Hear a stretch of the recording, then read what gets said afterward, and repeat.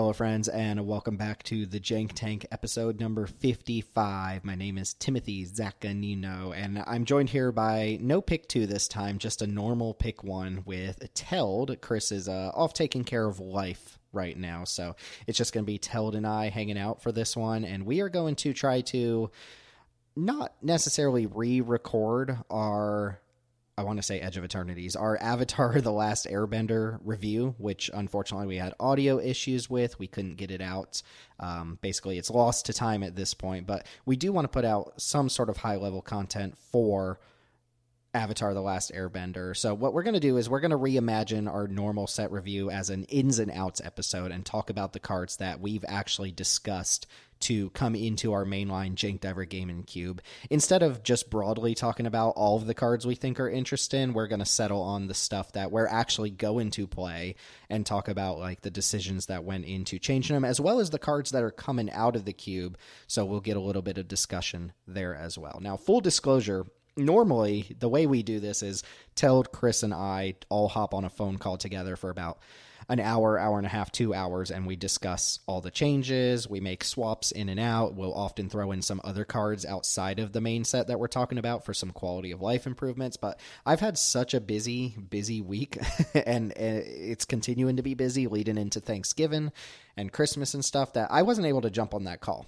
So we kind of played it by ear. We have this admin doc where I put down a bunch of suggestions for cards I'd like to play versus cards I'd like to take out. But Teld and Chris were really the people who had the discussion. So Teld, your job here is to kind of be the liaison, the feet on the ground for whatever you and Chris discussed, because ultimately it came down to you guys to lock in the suggestions based on what we put in the admin doc together. So I have not had that conversation with you guys yet. And we've been doing this long enough that we all kind of were on the same page for a lot of these cards. Like when the swaps, one of us would mention a swap, it was kind of just what the others were already thinking in a lot of cases. So that's kind of nice. Yeah, like every 3 out of 4 cards is stuff that we all agree on, and then there's usually a handful of cards that are like one of us wants to try it, the other 2 are hesitant, but we usually tonk it, try out the new card, or someone gives a really convincing argument to not play something, and we're locked in for most of it, but there's some contentious points. But everything we're going to talk about today is coming into or has already come into the Jank Diver Gaming Cube, and we'll talk about all of those cards and the stuff that they're replacing. And to the listener, if you actually like this sort of template instead of the card by card preview, let us know, because I think there's some merit to kind of condensing that down to the cards we're actually going to play. So let us know if you are listening to this and you've listened to some of our typical set reviews. Give us an insight if you prefer this sort of method, or if you prefer the kind of like longer card by card discussion, including all the stuff that we're never going to play, but stuff we think is interesting. So let us know. Before we do any sort of card evaluation here, I do want to remind everybody that the best way to support Jank Diver Gaming and the Jank Tank podcast is to join the Discord server. Come draft with us. Give us your feedback. It's a great place to hang out with like-minded individuals and talk about Cube, the awesome retail limited format, and all things Magic. You can find links to our Discord server wherever you're listening to this podcast. If you're on YouTube, you can find it in the description down below. We host tons of scheduled drafts throughout the week, including our Peasant Cube on Saturday nights, the mainline Jank Diver Cube, which is going to be what we're discussing here, on Sunday nights. We have F&M style drafts on Fridays, where our players vote on a cube to play. Teld, you and I actually played in the same cube for the first time in forever. It was a Peasant to Desert cube, which I have thoughts about. I had fun, but I have thoughts about it. And we have various guest cubes created by members of our server throughout the week. So there's always plenty to do. Find us on our socials on youtube.com/JankDiverGaming, or find Teld streaming on twitch.tv/TeldTalks. Did you enjoy that, the Desert Cube yesterday? It was Oofy's. Shout out to Oofy's for putting it together. And for people who don't know, Desert Cube is... basically, the gimmick behind Desert Cube is that you have to draft your lands. There is no basic land box to pull from. So if you need 16 lands in your deck, you better draft 16 lands. Yeah, so I personally did not enjoy it, but that was more that I felt like I stuck a little too hard to a card that I probably shouldn't have, and the card really didn't pan out in the end. It was an Intimidation campaign, which I just can't say no to. And I probably was supposed to be in a different seat. Like, I think I was supposed to be in a white mid-range deck instead. And, my matches went poorly, and like I had some bad beats and stuff. And just like, I did not have a good time, but that has nothing to do with the design of the cube, although I do have some thoughts on it. Sure. It was a nice little playground for. I don't really care for Desert Cube myself personally. I don't get any excitement out of drafting basic Swamp. I get the premise. Cube. It's interesting. It's fun. I would rather watch it than play it. But I did have a lot of fun doing Madness stuff, and I got to do some like really sick stuff with Ruthless Ripper and Faith of the Devoted and all these old Amonkhet like cycling cards mixed with like all the MH2 cycling cards. It was I had a lot of fun. I got stomped against Fuller, as one often does, but he had a cool deck as well. I really love Desert Cube. I think drafting the lands is super fun. It makes you recontextualize a lot of picks. And I think this one was meaningfully different than the more full power rare version that we have on the server. They are doing pretty meaningfully different things despite having a lot of overlap in the kinds of synergies that they have access to. So that was cool. It was cool to see a different take on it. I think it was a neat design. I like having those more of those on the server. Yeah, drafting lands is really fun. If you're a psycho. You're a Kaldheim truther who's like, ooh, basic forest. Let me get that in my deck. You know, it's funny. I actually hated Kaldheim, despite the fact that I just made that statement. Kaldheim's fine. We don't need to get into a Kaldheim review here, but yeah, to Oofy's in particular, I don't know if Oofy's listens to this podcast or not. Thanks for putting that cube together. And if you're a normal listener, and you have cubes like that you'd like to debut, Jank Diver Gaming's a good place to try and get it on the schedule. But I do want to shout out one specific interaction, which is Intimidation Campaign plus Fear of Infinity, which was that is all I want to be doing in life. Which one's Fear? Is that the blue-black uncommon? Yeah, that's the blue-black one that when you play an enchantment, it comes back. So you would play an enchantment, you would play your Intimidation Campaign to buy back your Fear of Infinity, and then after your Fear of Infinity is killed, you could commit a crime to buy back the Intimidation Campaign to buy back your Fear of Infinity. It was great. I mean, it was terrible, but it was great. Late game, yeah. we're not blocking that game because that thing can't block, right? Right. Yeah, okay. Yeah. That sounds like fun. And then Ash just slams like Cactarantula and kills you or something. That is pretty much what happened. I died to some 3/3s because my removal was a little pricey. Yeah, I had one card in my deck that could kill a 6/5, and Cactarantula even cantrips when it dies, so it did not feel good. But yeah, the Loxodon, whatever the Loxodon that makes a clue, that was the one that beat my face in. Yeah. Loxodon that makes a clue. Oh, the Eavesdropper? The dude from MKM. Yeah. Eavesdropper from MKM. Okay. I didn't see that in our match, but okay, let's discuss Avatar: The Last Airbender, which we have a little bit of hindsight on this one. We've actually gotten to play with the set when talking about these cards. Normally we do the reviews before playing with the cards, but I think you and I both have gotten our hands on at least a few of the cards in retail limited, not necessarily in cube yet, but the set looks awesome, and there actually ended up being quite a few cards from this set that were cube worthy after they made it seem like it wasn't going to be a super cubable set. I'm not sure if it's just because of the Salt channel, but it seemed like there was some negativity towards the set. But I'm going to go on a limb here and say this is at least or this is like 3 drafts in. This is my favorite set to play since like at least Final Fantasy, if not well before that. Like I think the aggro being like the thing to do as the default, it just makes for better limited formats. Like when proactive decks are the default, I think Magic is better. And it seems early on that being aggressive in this format is really good. So yeah, I think I've really enjoyed my couple of drafts with it. There's some, it's definitely a Princey format, but I think there's a lot of cool stuff you can be doing, a lot of really powerful synergies that you can kind of craft towards or just get incidentally. So I've really enjoyed it compared to the last few retail limited sets. Maybe it's just my particular preferences are kind of coming through here. No, it's awesome, and we can save this for a sign off, time permitting. But I think the very first day, people are like, "Oh, this sucks! Like, give me back Vintage Cube." They were just like coming off of Vintage Cube and stuff. But I think majority of people have come around to like this set's pretty cool. Okay, so it was just Vintage Cube withdrawals or whatever.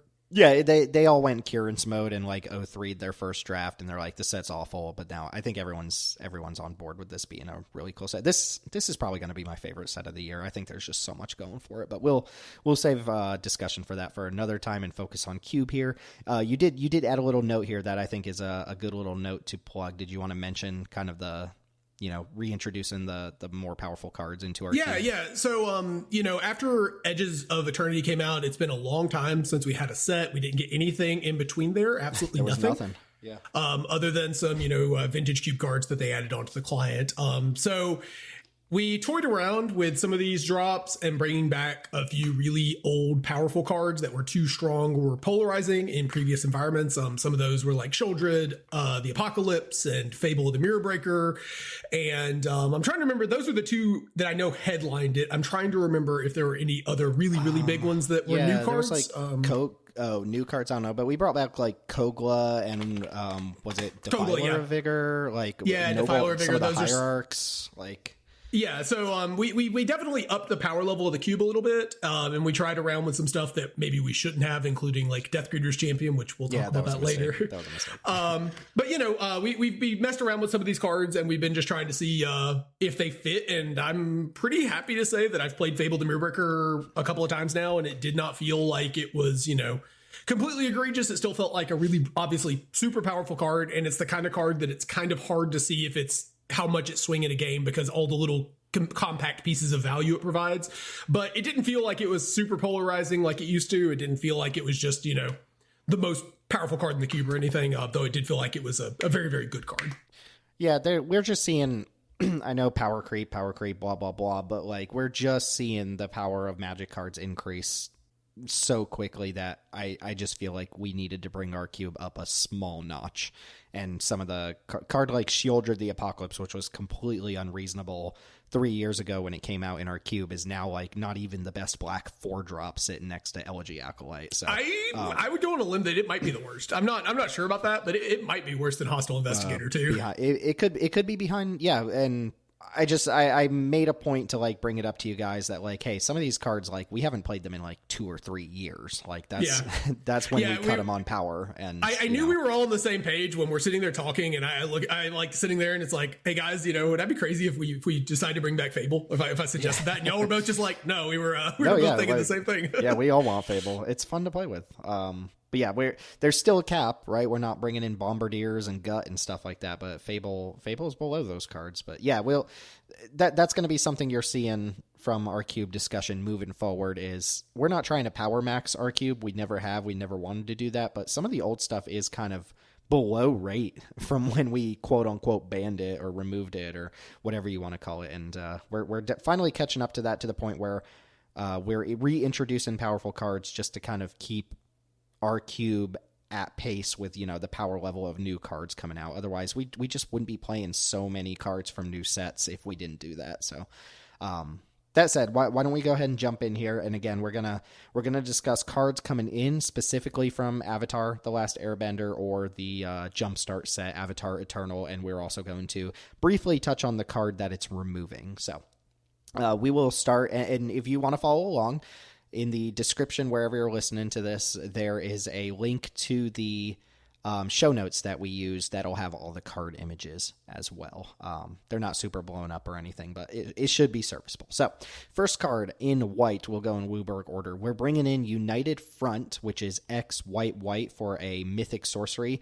Create X 1/1 white ally creature tokens, then put a +1 counter on each creature you control. And we're bringing out Remarkable Readings, which some of you might know as Friendly Neighborhood, I believe is the paper card. And that had some promise to it. I'm going to be honest, a lot of these Omen Path / Spider-Man cards that are coming out, I think just look really bad. Not even on power level. I think they just look bad, and they turn off our regular drafters. They turn me off, honestly, which I usually don't care about art that much, but I think they look so low effort next to other cards that I'd rather just not play with the ones that are on the borderline. So United Front, that was a card that Chris was really fond of, right? And just like the clean text box, it's basically a go wide, mana sink plus an Anthem in one, and just a very powerful card for how few words are on it. Yeah, I think Remarkable Reading / Friendly Neighborhood is kind of doing a very similar thing, but United Front is a better mana sink. It plays better with the way that these kind of decks want to play typically. Remarkable Reading's cool thing was it could make one creature gigantic, and it could let you go really tall, which was neat. And it came up a few times that I saw it in play, and it would just make your random 1/1 into a 5/5 or a 6/6, and you could slam in. But I think in general, just going wider and being able to make all of those creatures a little bit bigger is still going to be a meaningful enough upgrade to your board that you're going to push more damage with this card than something like Remarkable Reading. Mm-hmm. I watched Kieran's play against a a drafter who had 2 unified fronts in their deck, and Kieran still managed to beat them somehow. I don't know what went wrong on the opponent's side of the battlefield, but he did beat double unified front, which was kind of crazy. Next up, actually not that dissimilar from unified front, is Suki, Courageous Rescuer. 1 white for a 2/4 legendary human warrior ally. Other creatures you control get +1/+0. Whenever another permanent you control leaves the battlefield during your turn, you create a 1/1 ally, and the ability triggers only once each turn. And notably, that can happen if you sacrifice a clue token. It can happen if you trade off something in combat on your turn. You can even send in the 1/1 ally that it makes, which, will be a Savannah Lines. It'll be a 2/1. And if that just gets chumped or eaten in combat, it just replaces itself with another one. So you get to do that up to once during your own turn while also pumping all your other creatures. And I think when we originally did the review, we were all kind of down on this, and we talked it out, and we're like, actually no, this card does seem pretty strong as yet another 3 mana play that affects the board, creates bodies, and creates an Anthem. That's just 2 white cards in a row that are token creators and Anthem at the same time. And we're cutting Adeline, Resplendent Cathar, the Midnight Hunt Knight, the X4 that makes 1/1s when you attack and has power equal to the number of creatures you control, which, at one point was our best white 3-drop, and at this point might be our worst white 3-drop. Yeah, I'm not sure if this is better or worse than Suki. I'm not sure this is the worst white 3-drop, but what I will say is there's only so much room for cards that have white in their mana value, right? And we have Enduring Innocence, which is a pure value engine, and Suki kind of is doing that. And I think that's what you want to be doing. I think the days of legitimately just running your opponent over and killing them are not necessarily over, but for white decks, it's pretty hard to do that when your opponent's interacting with you, right? It's pretty hard to just curve out and kill them. As often these days, most people are playing good blockers, good interaction, and you're going to need to grind a little bit. And I think Suki is better. The Adeline trigger, a lot of times the token ends up getting eaten. I think the Anthem means that this card is as impactful, if not most of the time, it's probably going to be more impactful than Adeline the turn it comes down. Almost always probably going to be more impactful than getting a token out of it. There's also some other cool things, like if you're playing fetch lands, this card can trigger off fetches. And, anytime, if you're playing any of the blink bounce type stuff, this card can facilitate those. But I think just in general, it's a rock solid card to help push your board, to help push damage through in the early game, and then give you some grind. Like if you play, a 1-drop or a 2-drop or whatever, and then you attack with it and they have to trade off. Now you're eking out little extra value that I think is really, really solid. Mm-hmm. It makes allies too. That's not going to matter for us, but it is funny. The first 3 cards here are all ally-centric cards. But yeah, Suki should be promising. And yeah, maybe Adeline isn't actually the worst card, but when it was at its height of dominance, we had a lot of lightning bolts and stuff, so it was really hard for red decks to kill a 4 toughness creature at this point on the curve, but that's just not the case anymore. Most red removal can kill Adeline for 2 to 3 mana. I think it was also, there was a lot more creatures with 3 power. There's a lot more 4 power creatures now, and like Adeline just doesn't curb stomp them quite as hard. It used to be Adeline was basically the Abyss, and it's not quite that anymore. You really need to be working overtime to get this card to do the thing. Yeah. Appa Steadfast Guardian is next. It's 2 white for a 3/4 legendary Bison ally with flash, flying. When Appa enters, you airbend any number of other target non-land permanents you control. We didn't go over all of our mechanics here. We talked about them a little bit in the Peasant review if you want to go check that out, but we're not going to spend time on the mechanics. We'll remind you what they do when they come up, though. And airbending means you exile something, and then the owner of that thing can cast it from exile for 2 generic mana. So when Appa comes down, you can pick up any of your non-land permanents besides Appa, and then recast them from exile for 2 mana at some later time. You do have to observe time and restrictions. Appa also says, whenever you cast a spell from exile, create a 1/1 white ally creature token. And the card this is replacing for us is Sarah Paragon, which is the 4 mana 3/4 that lets you cast something with mana value 3 or less, or play a land from your graveyard once per turn, and it basically gets a finality counter and gains 2 life when that leaves, which was a nice little discovery for us when it first came out, because we weren't originally on it, and then we decided to just kind of fill it in because we had a 4-drop slot open in white, and it kind of impressed. But lately it's been underperforming without being a bad card, and we think Appa's going to be a little bit more versatile as an instant speed threat / protection spell / proactive spell / token maker. It just seems to hit a lot more knobs than Sarah Paragon's hitting these days. Yeah, I mean, there was a time where I would have considered Sarah Paragon one of, if not the best white creature in our cube. At this point, I think it's like kind of a reluctantly playable card. I think it took a pretty big hit from simultaneously like power creep, the reduction in 1-drops when we cut fetch lands. I think that was when the card actively became not very good, and is just kind of like a playable sideboard card that is pretty good when you need to grind. Appa just seems a lot more flexible. Flash is way more powerful. It instantly makes cards unbelievably strong compared to what they would normally be. Being able to hit non-land permanents is really cool on this sort of Restoration Angel style effect. And I hadn't really noticed it when we first started, but there's a few things that are very, very cute. For example, like stuff like the Wandering Emperor, Glimmer Lens, Staff of the Storyteller, and Case the Gateway Express. These are all like non-land permanents that are pretty powerful to put under this. You can, like, if you've got a Celestial Armor, you can reset it so that you can cast it with, and they can still have their timing, right? So like you could cast a 2-mana Wandering Emperor that you save with your Appa, or a 2-mana Celestial Armor with Flash, you'd still get to cast that. So there's just a lot going on here in this sort of value slot, and getting 1/1s out of the deal too is really cool. There's a lot. I mean, the Celestial Armor play is really hilarious because then you can make a 1/1 and put the Celestial Armor on it and give it indestructible and make it a blocker. There's just like some really cool things that this card is enabling. And I think I would expect moving forward, given what we've seen, I expect this gamification that we're seeing in Magic to just continue, and I expect it to come up into these higher power cubes eventually. And I think cards like Appa are going to really feast off of that. Like, imagine we have a Flash 2-mana removal spell that is something like Case of the Gateway Express, but imagine it has Flash. Appa just resetting that is kind of crazy powerful just by itself. And I think like just on its front, this card is really strong. It's a great follow up to a Wrath. You can like save your board. Obviously the Appa would die in this case, but I think like if you've got 3 creatures in play, you flash an Appa and then you cast 2 of them on your next turn when your opponent's tapped out. I think you're still okay with that. Mm-hmm. And Airbenden's been kind of just sweet, right? Like the mechanics, the bending mechanics are all kind of sweet. Like airbending rules. Airbending is my personality for the foreseeable future. Turns out Core Sky Fisher, turning everything into Core Sky Fishers, it's goated. Yeah. Turns out.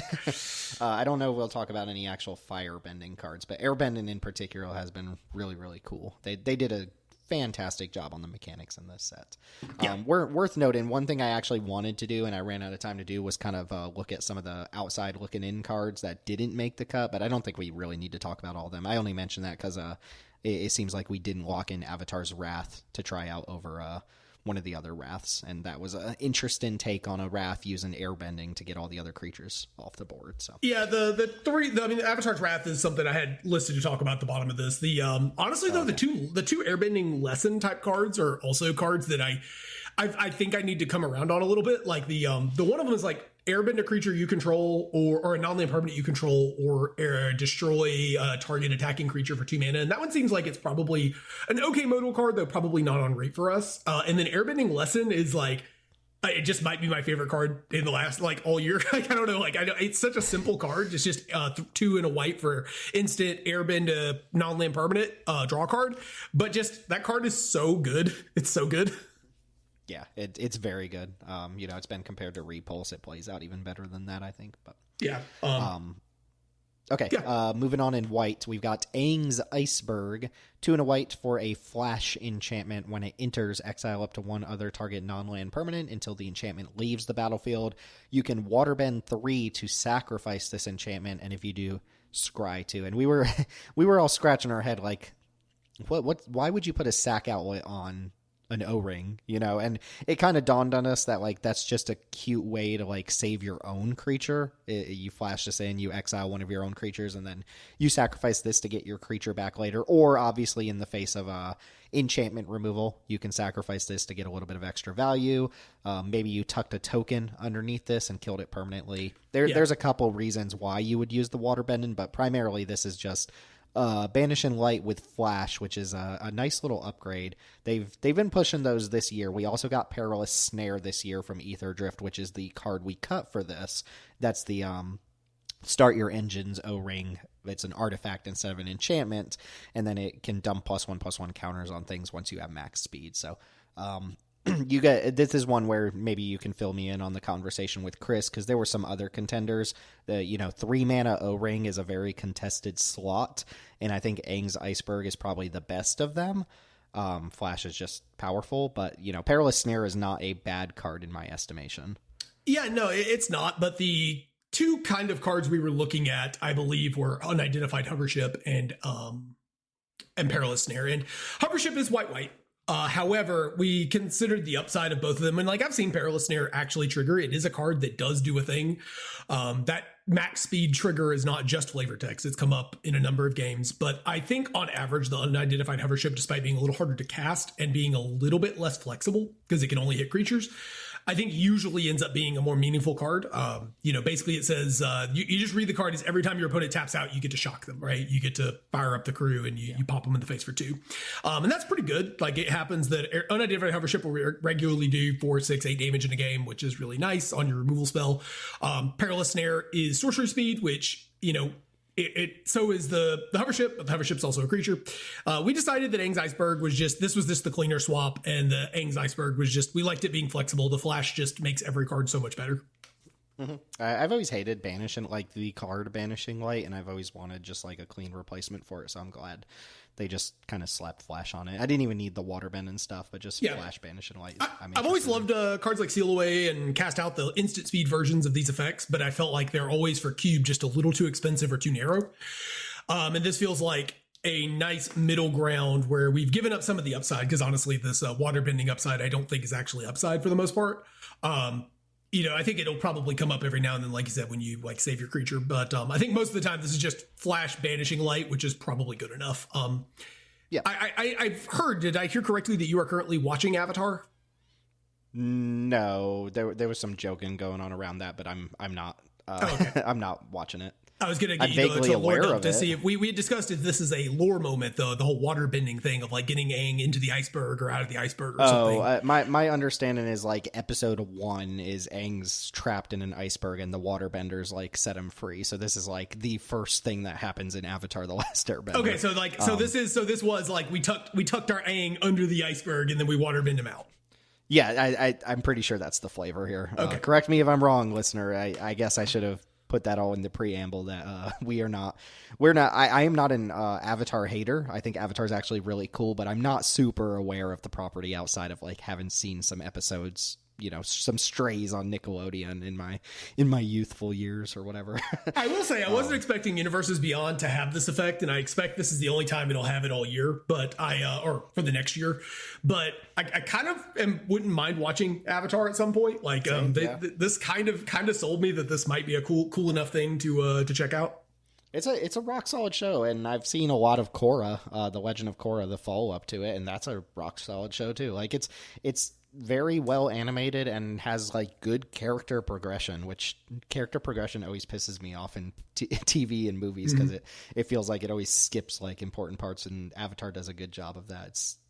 It's a delightful little romp from the little bit I've seen, so I wouldn't mind sitting down. It's 61 episodes or 63 episodes or something like that, 20 minutes. So all right, ready to talk about a really, really broken limited card? Is it Abandoned Air Temple? It sure is. Sure. Talk to me about why it's broken. I guess raid the card. But. Abandoned Air Temple is a land that enters tapped unless you have the rigorous requirement of controlling a basic land. It taps for a white mana and for 3 and a white and tap it, so 5 mana altogether. You can put a +1 counter on each creature you control with no sorcery speed requirement. So this card is very dumb. I did not realize just how dumb it was. I knew it was going to be good, but boy howdy, I've seen this card a number of times in limited, and you can go so wide in white too. the only time I won against it was I had that really broken blue-black deck that I trophied with, and I was able to kill literally every creature my opponent played for the entire game. I just Doombladed or interacted with literally every single creature they played so that they never had enough of a board to use the temple. And honestly, that only worked because they, for some reason, kept attacking me. If they just stopped and just played some creatures, they would have probably won the game. But they kept giving me blocks, so we were trading 1 for 1, but my deck was full of foggy swamp whatevers, and I kept making little chip attackers. So over the course of the game, we were able to just barely get there off the back of our Code Judy combo.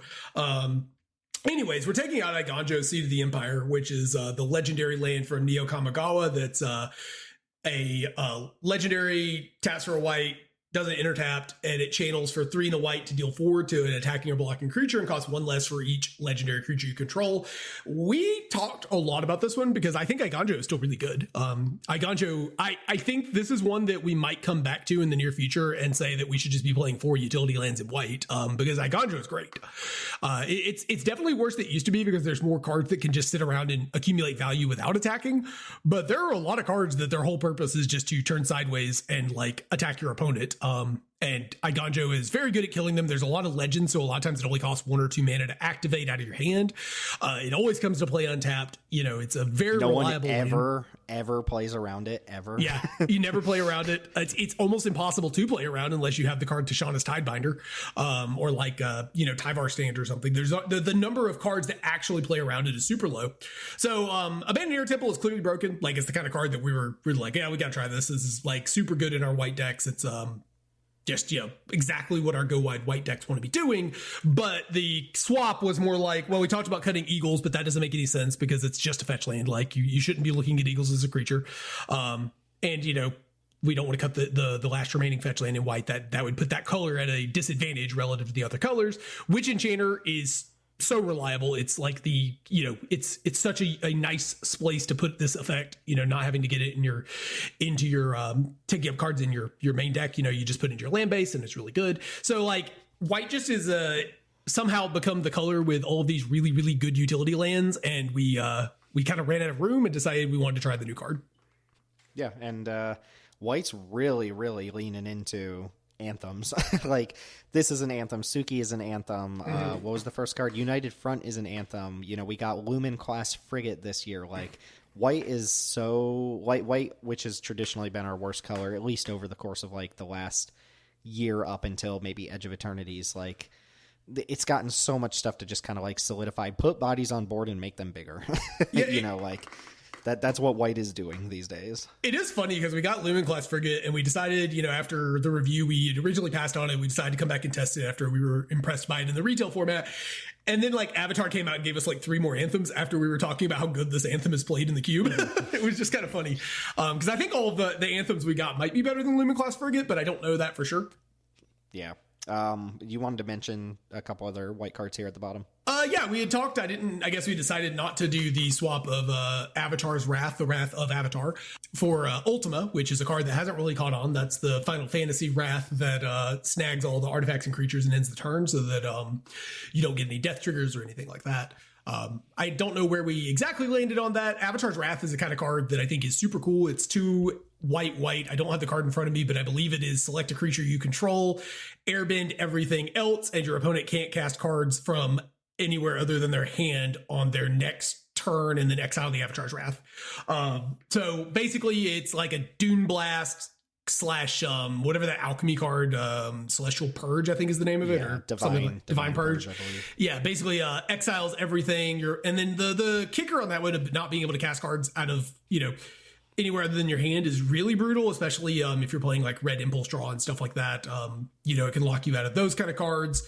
And be able to keep the best creature on the board is really impressive, especially if you're rebuying ETB effects and stuff with some of your creatures. So I think there's a lot of upside to that card, but I don't think we settled in on a swap, and we're not 100% sure if we wanted to, since Ultima and Avatar's Wrath are ultimately doing different things. They're not the same kind of card. I think Avatar's Wrath is really cool, but the more I think about it, the more I'm like, I don't think this is what our Wraths are supposed to... Like, the Wraths here are really dedicated to killing creatures, and it more delays creatures, and I don't think that's really where the decks that want a Wrath want to be. It is interesting that it's a Wrath you can play in creature decks, but I don't know how many Wraths we want, and we probably don't want to go up one on top of the other ones to play this. So, ultimately, I think there's probably not too much of a reason to play it, despite it being really cool and interesting, and an interesting take on a 4-mana Wrath. Yeah, I mean, and I think if I remember right, it's like, I mean, I know it's like week 1, but I don't think its data in the retail set has been particularly impressive either, which is, Cube is different. I think like the tempo of spending 2 mana in retail and spending 2 mana in Cube are 2 totally different things. Yeah, it's also, I mean, just going to the point of like our white decks are all about making bodies and pumping them. Like it's kind of antithetical to have a color that's 80% just dumping power and toughness on board and then playing a Wrath into your own board. It just doesn't really make a lot of sense. Yeah, and you're not really super interested in your control decks, right? Like you'd already have to have your finisher in play, which is not usually how the Wraths work. Usually you Wrath before your finisher. Yeah, and Divine Purge taxes them on recasting all their stuff, and Avatar's Wrath lets them usually cast all their stuff for cheaper. So I bet it's actually not very good unless we're trying to do some sort of like intentional blink package or something like that. But it is cool. It's worth chatting about. I don't think it should really make it into the cube. I do look forward to seeing this card in cube the first time Commander in the first time when somebody goes a Draneth Magistrate style card into Avatar's Wrath. Yeah. Which it's funny. I got past a Draneth Magistrate in draft the other day because apparently it's on the bonus sheet, and I had 3 Airbender lessons in my deck, and I was like, oh, let's go. I was like, maybe. I ended up not playing it because I also had a bunch of ways to airbend my own stuff, and I was like, I'm gonna gank myself here more than I ganked the opponent. But it was funny that it showed up that way. Yeah, and then the last card we had talked about was the Duke. I don't remember if he had other... we didn't. I'll pull up the card image here so people can see it as well. But basically, it's a 0/1 that enters with a 1/1 counter, so it's a 1/2, and you can tap it to give a creature hexproof from a color or protection from a color. I can't remember exactly. But basically, it's just a 1-mana protection creature that if you can put more counters on it, you're able to create a little value protection engine. This was a card that I mostly like just because I think this effect on 1 is fine, and it's historically been a pretty good type of card. It's instant speed effect with no cost outside of the sorcery speed the turn you play it, not able to tap the turn you play it because of Summoning Sickness. So anyways, I think the card's fine, but it didn't sound like we're particularly interested. I think we settled that Selfless Spirit and Atomy of the Silk Shoots / Spectacular Spider-Man are both just better cards on average. Sure, and we talked about the Duke a little bit more in the Peasant review, so go check that out as well, where I'm a little bit more excited about it in Peasant Cube. If you're power maxing on Arena as well, you have like Mother of Runes and Giver of Runes already, so this is kind of like an intentionally powered down version of those, but it still seems fine to me. Okay, moving into blue, which is 1 martial artist and a bunch of 1 Shitongs. It's so the first card here is Ty Lee Chi Blocker, which was one that we weren't super stoked about when we originally recorded this. So I'm interested in why this one came back up and ended up taking a slot for us. I think it's fine, but the card is 2 and a blue for a legendary human performer ally with flash, prowess, and when it enters, you tap an opposing creature. It doesn't untap as long as you control Ty Lee Chi Blocker. So just kind of like a instant speed Frostlinks, with prowess is a good way to describe it. This card, I think this card is actually rock solid and limited, but it is really annoying that leaving bodies on board gives them like stuff to do with airbending, like they can airbend out from underneath it. But we're trying it out here. We did not cut a 3-drop for it. We actually cut Sublime Epiphany, which has been around since Core Set 2020 or 2021 or whatever. That's the big 6-mana counter spell that has a bunch of other modes on it. Has kind of been a mainstay with Torrential Gearhulk, which don't worry, we're getting to that one here in just a second. But I assume this is just like we need to just lowering the curve, right? Just lowering the curve.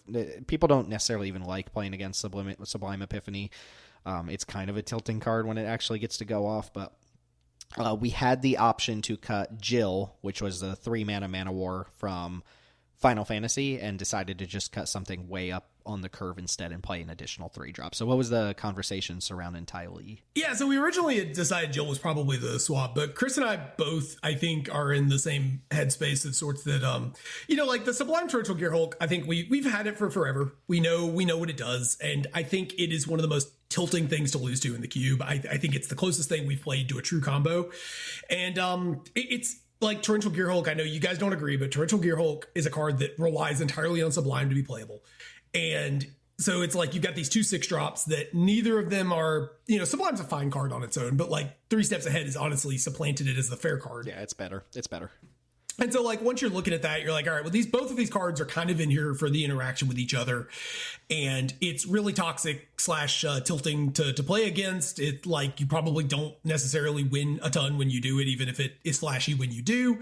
No pun intended. And the other thing too is that I think this is more my particular thing, but I think the traditional style of like no creature control deck in Modern Cube is just like a really silly play pattern that I think takes a lot of the interest out of the game for me, because I think when you have someone playing on an entirely different axis than a cube, like if you're all playing mid-range stuff, right? You're playing removal spells and creatures and stuff, and your opponent is playing like, a planeswalker or two and like 30 interaction pieces. I'm exaggerating a little bit, but like if your deck is just operating on an entirely different axis, it's either going to be terrible or it's going to be completely broken in a lot of ways, because it's going to feel like there's not a lot of play against it, right? If your removal just lines up terribly all the time, you have to have a sideboard. Describes my feelings about Vintage Cube. Yeah. So like, I think just people playing different games. I think the move that we've seen in modern Magic towards cards like Fairy Mastermind and Malcolm and Kitza and Gobin and all these like cheap creatures that are kind of doing the thing that cantrips used to do, except, they're impacting the board and they do at least attack and block. I think it's one of the best decisions they made for Cube. Like, I think that it's just so good. It's so nice to have your removal matters in every matchup.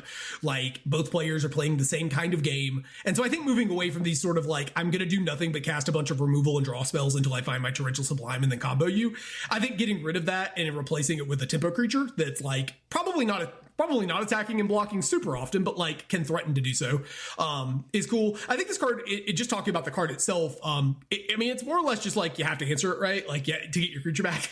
I think a 3-mana flash creature that demands a removal spell at some point is probably fine. Like if you just viewed it as an O-ring that your opponent can Doomblade, like that's not amazing. But if your opponent also ever, puts you in a spot where you can attack, it kind of has the unidentified hover ship thing, where if your opponent leaves themselves open, you can sneak in 2 or 3 damage with it. You might get to block a token and prowess up to protect yourself from having it die. So I think there's some play to it. But in any case, this was more of like, it was time for Torrential and Sublime to go more than anything. And we like playing with Jill. Mm-hmm. And Tylee, I don't expect this to be some incredible 3-drop, but it's probably specific to just a few homes like blue-white tempo, blue-red prowess, or something like that. But it seems fine. I don't think this card will be around a year from now, but it seems rock solid, and I agree. Like, well, especially once we knew we were cutting Gearhulk, it's like, do we really need Sublime Epiphany if like that whole little combo is broken up? And no, we don't. We don't need to be playing with Sublime Epiphany anymore. It's just such a expensive spell regardless of what it does. So. Yeah. If you're someone at home who got tired of me on that rant, I apologize. I do realize I went real deep on a entirely unrelated thing to that card. Like the entire conversation around the card had nothing to do with the card itself. Just a little listener life hack. When Teld starts talking, you can usually skip ahead 2 minutes and then it'll get back to me, I promise. I'm joking. So we did bring in 2 owls, 2 bird spirits. Yes, 2 bird spirits. If you're playing retail and your opponent plays, they can only play one of these mythics, I suppose. But if your opponent plays one of these mythics, reminder, it does block your 1/1 token.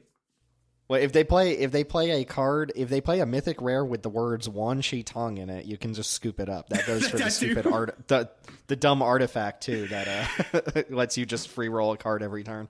Oh yeah, not to mention the ancestral recall. It has Wan Shi Tong on it. Yeah, it's in the art.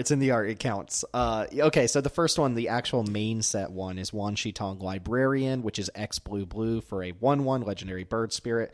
Flash, flying, and vigilance. When it enters, put X +1/+1 counters on him, and then draw X cards rounded down. Whenever an opponent searches their library, put a +1 counter on Wan Shi Tong and draw a card. So, this is immediately reminiscent of the Goose Mother and Bounding Crisis. What's that crisis called? Hydroid Crisis, yes. And, it's obviously, I think just so obviously better than Crisis and, almost certainly better than Goose Mother. Plays on a little bit of a different axis than Goose Mother. But it has Flash. It has Flash. It has Flash, which is the story of this set is that everything can operate at instant speed. We've already talked about 3 Flash threats, 4 Flash cards already. But this card is just great. It's another one of those, like, here's an expensive blue card that you can play earlier in the game if you need to. And if you are in a fetch heavy format or a search heavy format, like just getting to flash this in response to any search is amazing. Like just getting a cantrip off your opponent's search is just ridiculously good. Yeah, I'm also going to use this as an opportunity to rename. We on the podcast I dropped the word hate bird as one of my new favorite archetypes. Hate bird. And I want to talk just a second about these hate birds, which are cards like Long Shatong, cards like Fairy Mastermind. Plumecrete Escort might even fit in there. It's like a hate bird against removal spells. But these like 2-mana flash creatures that that disrupt your opponent in some way, and they punish them, not proactively punish them, but kind of reactively punish them. So, you can flash them in response, or you can just get them down and start beating down with them. And they all, for whatever reason, are a bunch of birds or like flying creatures, and they're usually flyers, small and efficient.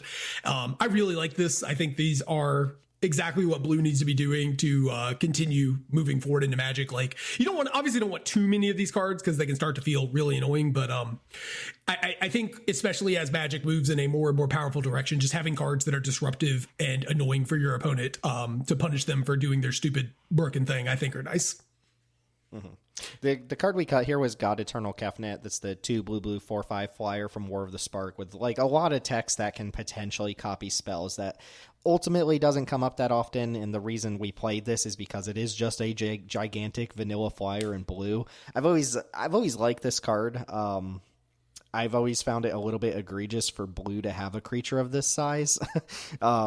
An evasive creature of this size, and really the copy text is kind of cute, and there's nothing wrong with Kefnet. It is just kind of stats though, and I'd rather play something in blue that's kind of propelling a game plan forward. The kind of traditional role of this was to brick wall, fast decks and stuff like that. And as we mentioned with Shieldred already, like 5 toughness is not a complete brick anymore. It's still rock solid at 4 mana if you're trying to defend yourself against aggressive or beat down decks, but it's not some sort of be all end all stat line on a 4-drop. Yeah, there's also a bit of a flavor fail here because like Kefnet, the art clearly does not have any hips, but boy is this card thick. He's got the Olivia Voldaren out of place knee thing. Yeah. 5 toughness on Kefnet's always been the selling point. As we've added more 5-mana removal, it's been a little less reliable, but I'll be honest, this card usually does come down if you're just like, oh well, I guess I don't attack. Well, part of it too is friggin' Enduring Curiosity is insane at this same mana cost, and you'd almost always want Mu Yan Ling if you're some sort of attacking deck. Yeah. So. This is it's really like a sideboard card. Yeah, this is the kind of card that's kind of closer to what I was not exactly, but it's kind of in the vein of what I was talking about a minute ago, where it's just like this would be your control deck is like one of your 3 creatures because it's just so big that your opponent might not have removal that interacted with it. But it does have a role or had a role, but I think these other cards are just more flexible. And the other Wan Shatong we got is boy, is this card messed up? This card might be messed up. I'm just glad this one isn't in the retail format because they probably put it at normal rare, not even mythic. And oh my god, can you read that one? Yeah. So this is Wan Shatong All Knowing. It's 3 blue for a 4/4 flying, no flash this time. When Wan Shatong, oh my god, can you imagine this card at flash? Can you even imagine? When it enters, target non-land permanent permanent's owner puts it on top of their library, second from the top or on the bottom. When 1 or more cards are put into a library from anywhere, create 2 1/1 Koa Spirit creature tokens with this token can't block or be blocked by non-spirit creatures. So this is just Whirler Rogue that kills a dude. Like this is a removal spell stapled to a 4/4 flyer. I don't know if I mentioned that it's a 4/4 flyer. Not that that's like a crazy impressive stat line, but it is thick. And makes 2 dudes as well. Like obviously they can't block, but they do chip in for damage pretty reliably. And this thing is huge. And did I mention it's a blue removal spell for some reason? Like a blue Necrotol? Just murder something. Yeah. It's not, they don't even it's second from the top, so they don't even draw it the next turn. This card is gnarly. As far as like a blue 5-drop that you're just tapping out on your turn for, which does not describe a lot of cards we play in blue anymore. This gets the job done and will stabilize you pretty well. Notably, you can assume those spirits won't be blocking, but they are. That also means they're kind of unblockable unless there's some spirit action going on or something like that. But this Wan Shatong seems ridiculously powerful for just kind of like a mid-rangey blue 5-drop. And blue 5s is not a contentious point in our cube. So we were just like, we've got room for this thing. What do we cut? We landed on Gear Hulk. You've said your piece about Gear Hulk. I will, concede that it is not a card we need to be playing anymore, whether I think it's playable or not, and doesn't even really have its biggest potential if we're cutting Sublime Epiphany alongside of it. So two Wan Shitongs, you're gonna see some bird spirits in this game. Just a reminder, if your opponent has Clarion Spirit out, don't attack. Don't attack with your 1/1s into your opponent's Clarion Spirit. It's the old gingerbread brute thing of don't attack into the haste creature. Also, don't don't ever believe Kieran's lies when he tries to tell you that these time ebb removal spells are not actually removal spells. The card's off the table. Card's off the table. And also, this is a moment that makes me really glad we play on Arena, because boy howdy, the combination of these two Wan Shitongs, buying them together would be like $60. Yeah, the jumpstart rares are ridiculous.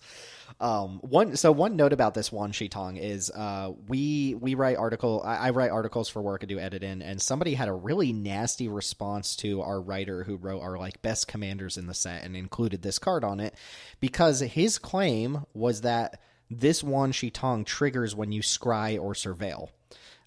Because it's quote unquote putting a card into your library. It's just putting a card from a different spot of your library into your library. And the thing is, there's no ruling on that. And I have asked around for a ruling on that. It sounds false as hell to me. There's a lot of people who have pointed out, we could test this on Arena just to get like a actual determined. But then there's a Wan Shitong card that scries in the set, and that makes you like, oh, do they have a point?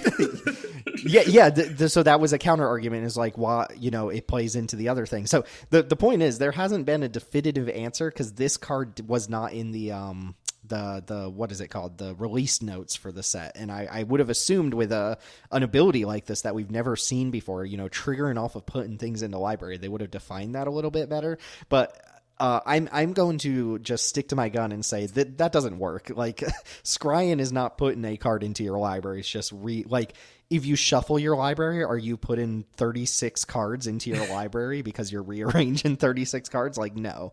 So yeah, I'm pretty sure that doesn't work. But if I am wrong for some reason, please somebody point me to an official ruling. I guess the counterpoint to that would be like, when you scry, what do? You pick up 2 cards off the top of your library, and then you scry them, you put them back on top. Put them. Yeah. Put them back on top or bottom. Right? I can see it going either way. My gut is like, that's super false. But then the Wan Shitong's planetarium or whatever doing the scry thing also has me like, are they cooking? Are these guys actually cooking? We can test this. We can test this very easily. I'm assuming it's not supposed to. Can you imagine if you just opted and made 2? Like, that would be so insane. But oh, that'd be crazy. Yeah, that'd be crazy. Yeah. Okay. So don't get too excited. But I just wanted to point that out, because someone was like really nasty. Like, how did you not know this? And I'm like, first off, I think you're wrong. And second off, even if you were right, that's not intuitive at all. Like, we've never seen this before. So I don't know why you're getting like nasty about it. But Magic players anyway. and being civil challenge. So confidently, yeah, the confidence with which people will say something super wrong is just wild to me. But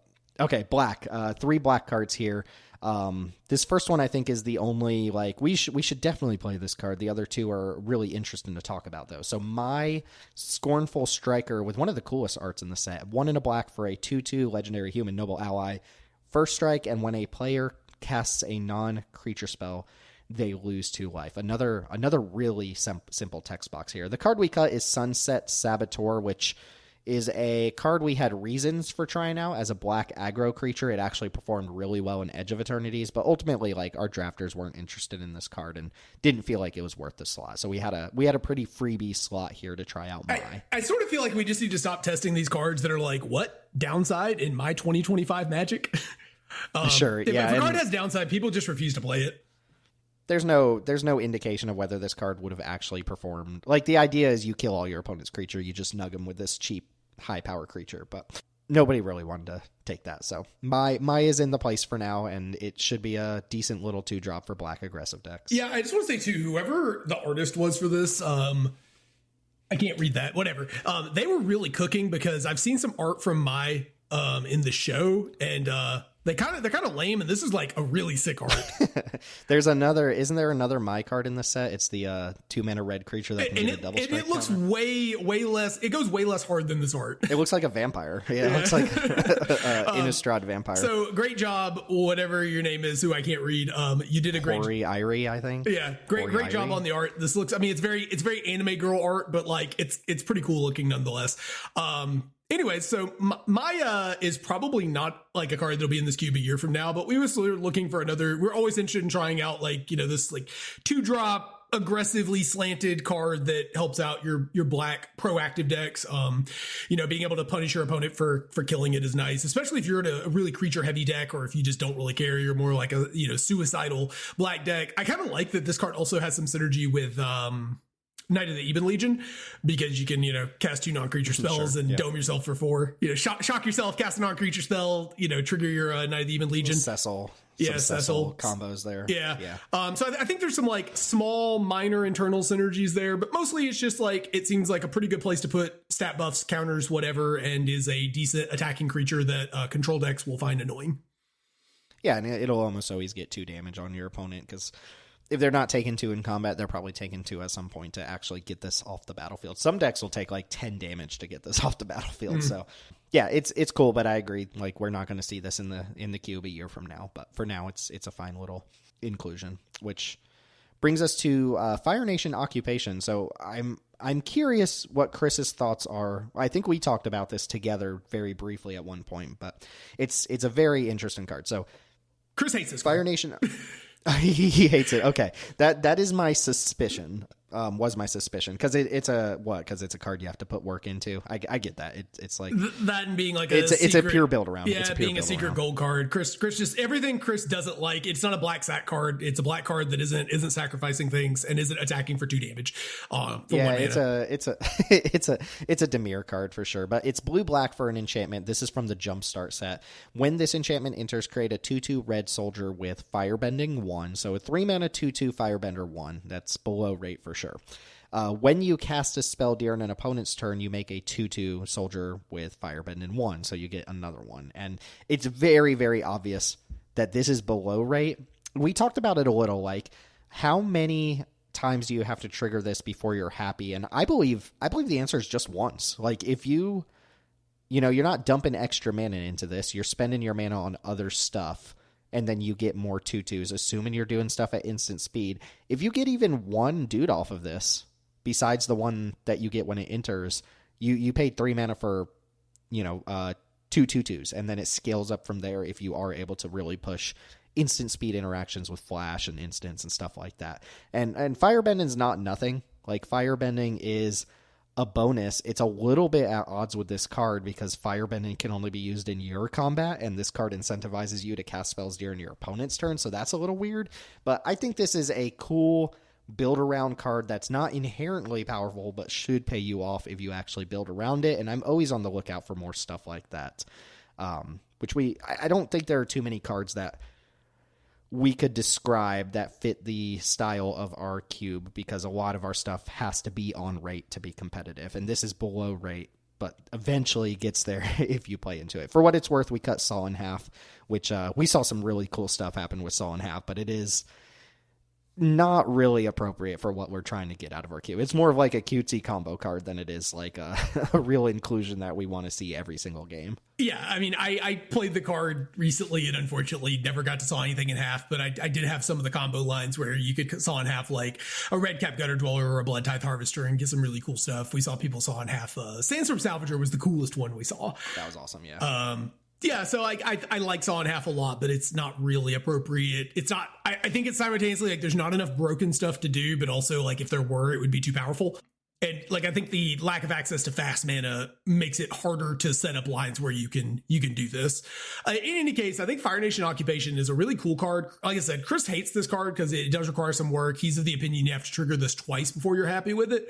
And I kind of agree with you. I think if you trigger this one time, you're pretty content with it.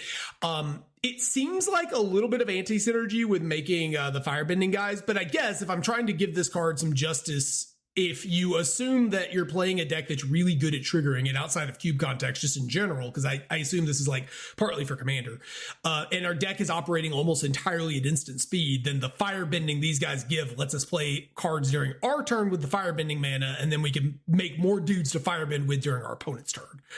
So I think that's kind of the joke here, is using the firebending mana to help us cast spells on our turn because we're playing all instants. But yeah, I think this card's cool. I think this is the kind of card that could make something like cantrips pop up again as being cards you're interested in. I think those are cards that have been on the downswing pretty hard lately. I think that this card could see some play in Rakdos as well, which I think would probably be the natural home for this actual type of card, right? Like if you ignore the fact that blue has all the instants of flash creatures, if you're just able to trigger it like twice, right, in a game, I think Rakdos is probably the deck that is really interested in that. Maybe Orzhov, but I think that's going to really struggle to, I think, trigger this.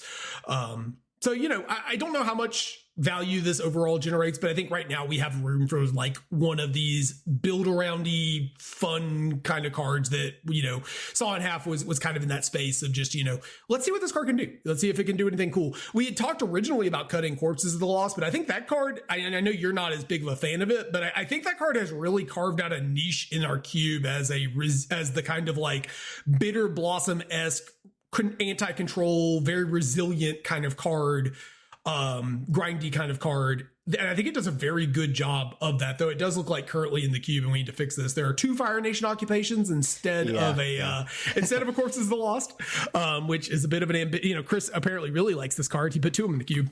But yeah, Corpses has put out an actual niche for itself. I think it's kind of exactly what you want, at least out of the sideboard. I've main decked it in a number of decks and been pretty happy with it. I think its rate isn't crazy good, but I think the overall value that the card provides is enough that it's valuable, and I wanted to keep it around. Yeah, I have no problem with Corpses of the Lost. It's more that you only have so much room for like these 3 mana kind of enchantment style cards in tandem with all the good 3 mana black creatures that we play. So yeah. Final black card, I got to play with this at my pre-release that I 3-0'd with, and this card was a big reason why I 3-0'd. So the Rise of Sozin is 4 black for a Saga, Chapter 1, destroy all creatures, so 6 mana Wrath. Chapter 2, and this is not nothing text. It reads like nothing text, but it's not. You choose a card name, and then you search your opponent's graveyard, hand, and library and exile all copies of those cards. Chapter 3 exiles this, puts it back onto the battlefield as a 5/5 with Menace, Firebend, and 3, and if it hits your opponent, you can pay a bunch of mana to reanimate a bunch of creatures from their graveyard. So you just get this kind of big haymaker battle cruiser creature on the back. If you hit, you get at least a 3-drop, right? Because you've got 3 mana sitting in your mana pool. Yeah, and you likely have more because you untapped with this and you have all your mana open. So you could get like 6, 7, 8 mana's worth of creatures. I was regularly getting like 2 creatures when this hit, and then the game was over. So yeah, this was a card that we were. I'm sorry. Go ahead. You've had experience. I was just gonna say first off, the card we cut was Scavenger Regent from Tarkir Dragonstorm. That's the Omen Dragon, which not a bad card at all, but we don't want to go up on a Black Wrath here, and we're playing Damnation and also Season of Loss, and like those cards a little bit more, so that Scavenger Regent just a casualty of wanting to play a new Black Wrath. But one thing I'll say here is Chapter 2 at pre-release, every time I resolved this ability, I hit a card. Every single time I was able to glean that some opponents had like Octopus form in their hand. In game 2s, like I just named a card I'd seen in game 1 and I hit every single time. Like, it was funny how often I hit on Chapter 2. And I actually had one really awesome match, the kind of like finals for that pre-release, where me and my opponent both had this card in our hand, and I was the first person to get to 6 mana, and there were no creatures on board, and I was like, I have to play this, because if my opponent untaps and plays theirs then I'm going to be forced to play that. Like, it was basically a race to see who could resolve this first and try to get to Chapter 2 to name the other person's Rise of Sozin to get it out of their deck so they couldn't kill Firelord Sozin. Because in our first game, they actually resolved this first before he even knew I had a copy. I let it get to Chapter 3, and then I just killed their Firelord Sozin with my Rise of Sozin, and it took over the game. So it was a really interesting dynamic there. For Cube, I'm curious where you land on this. Like, a 6-mana Wrath is really expensive, but you're paying a premium there to kind of get a finisher a couple turns later, which is a nice addition to a Wrath. Yeah, so if you think back to Mom, there was a card I actually really liked in that set called Invasion of Fiora. And that one you chose, it was 6-mana Wrath, it was a battle, and you chose legendary or non-legendary, and it would destroy all creatures of that type. And that one was just not quite good enough for making the jump to Cube, and I wonder if this one will be, because destroying all creatures, for the decks that want to play this effect, you want to kill everything, right? Like, you could set up spots where maybe you could, get parity break on Invasion of Fiora, but it wasn't a given. And then I think also, first of all, this is better than the backside of Invasion of Fiora. The backside is way stronger than Queen Marchesa. Yeah, that one was like, you also get it for free. Yeah, you also get it for free. It's hard to flip. It's hard to flip the battle. Yeah, you have to attack it. By no means a guarantee. So it cleans up everything. We guarantee the flip. It's more powerful once we flip it. And like you said, I think in Cube, this is low key kind of powerful. First of all, Black has a bunch of hand disruption. So like, if you're playing this card, you can definitely get spots where your opponent has a card you can't beat, or they have in their hand because you thought sees them on turn 1 and you can still see their hand.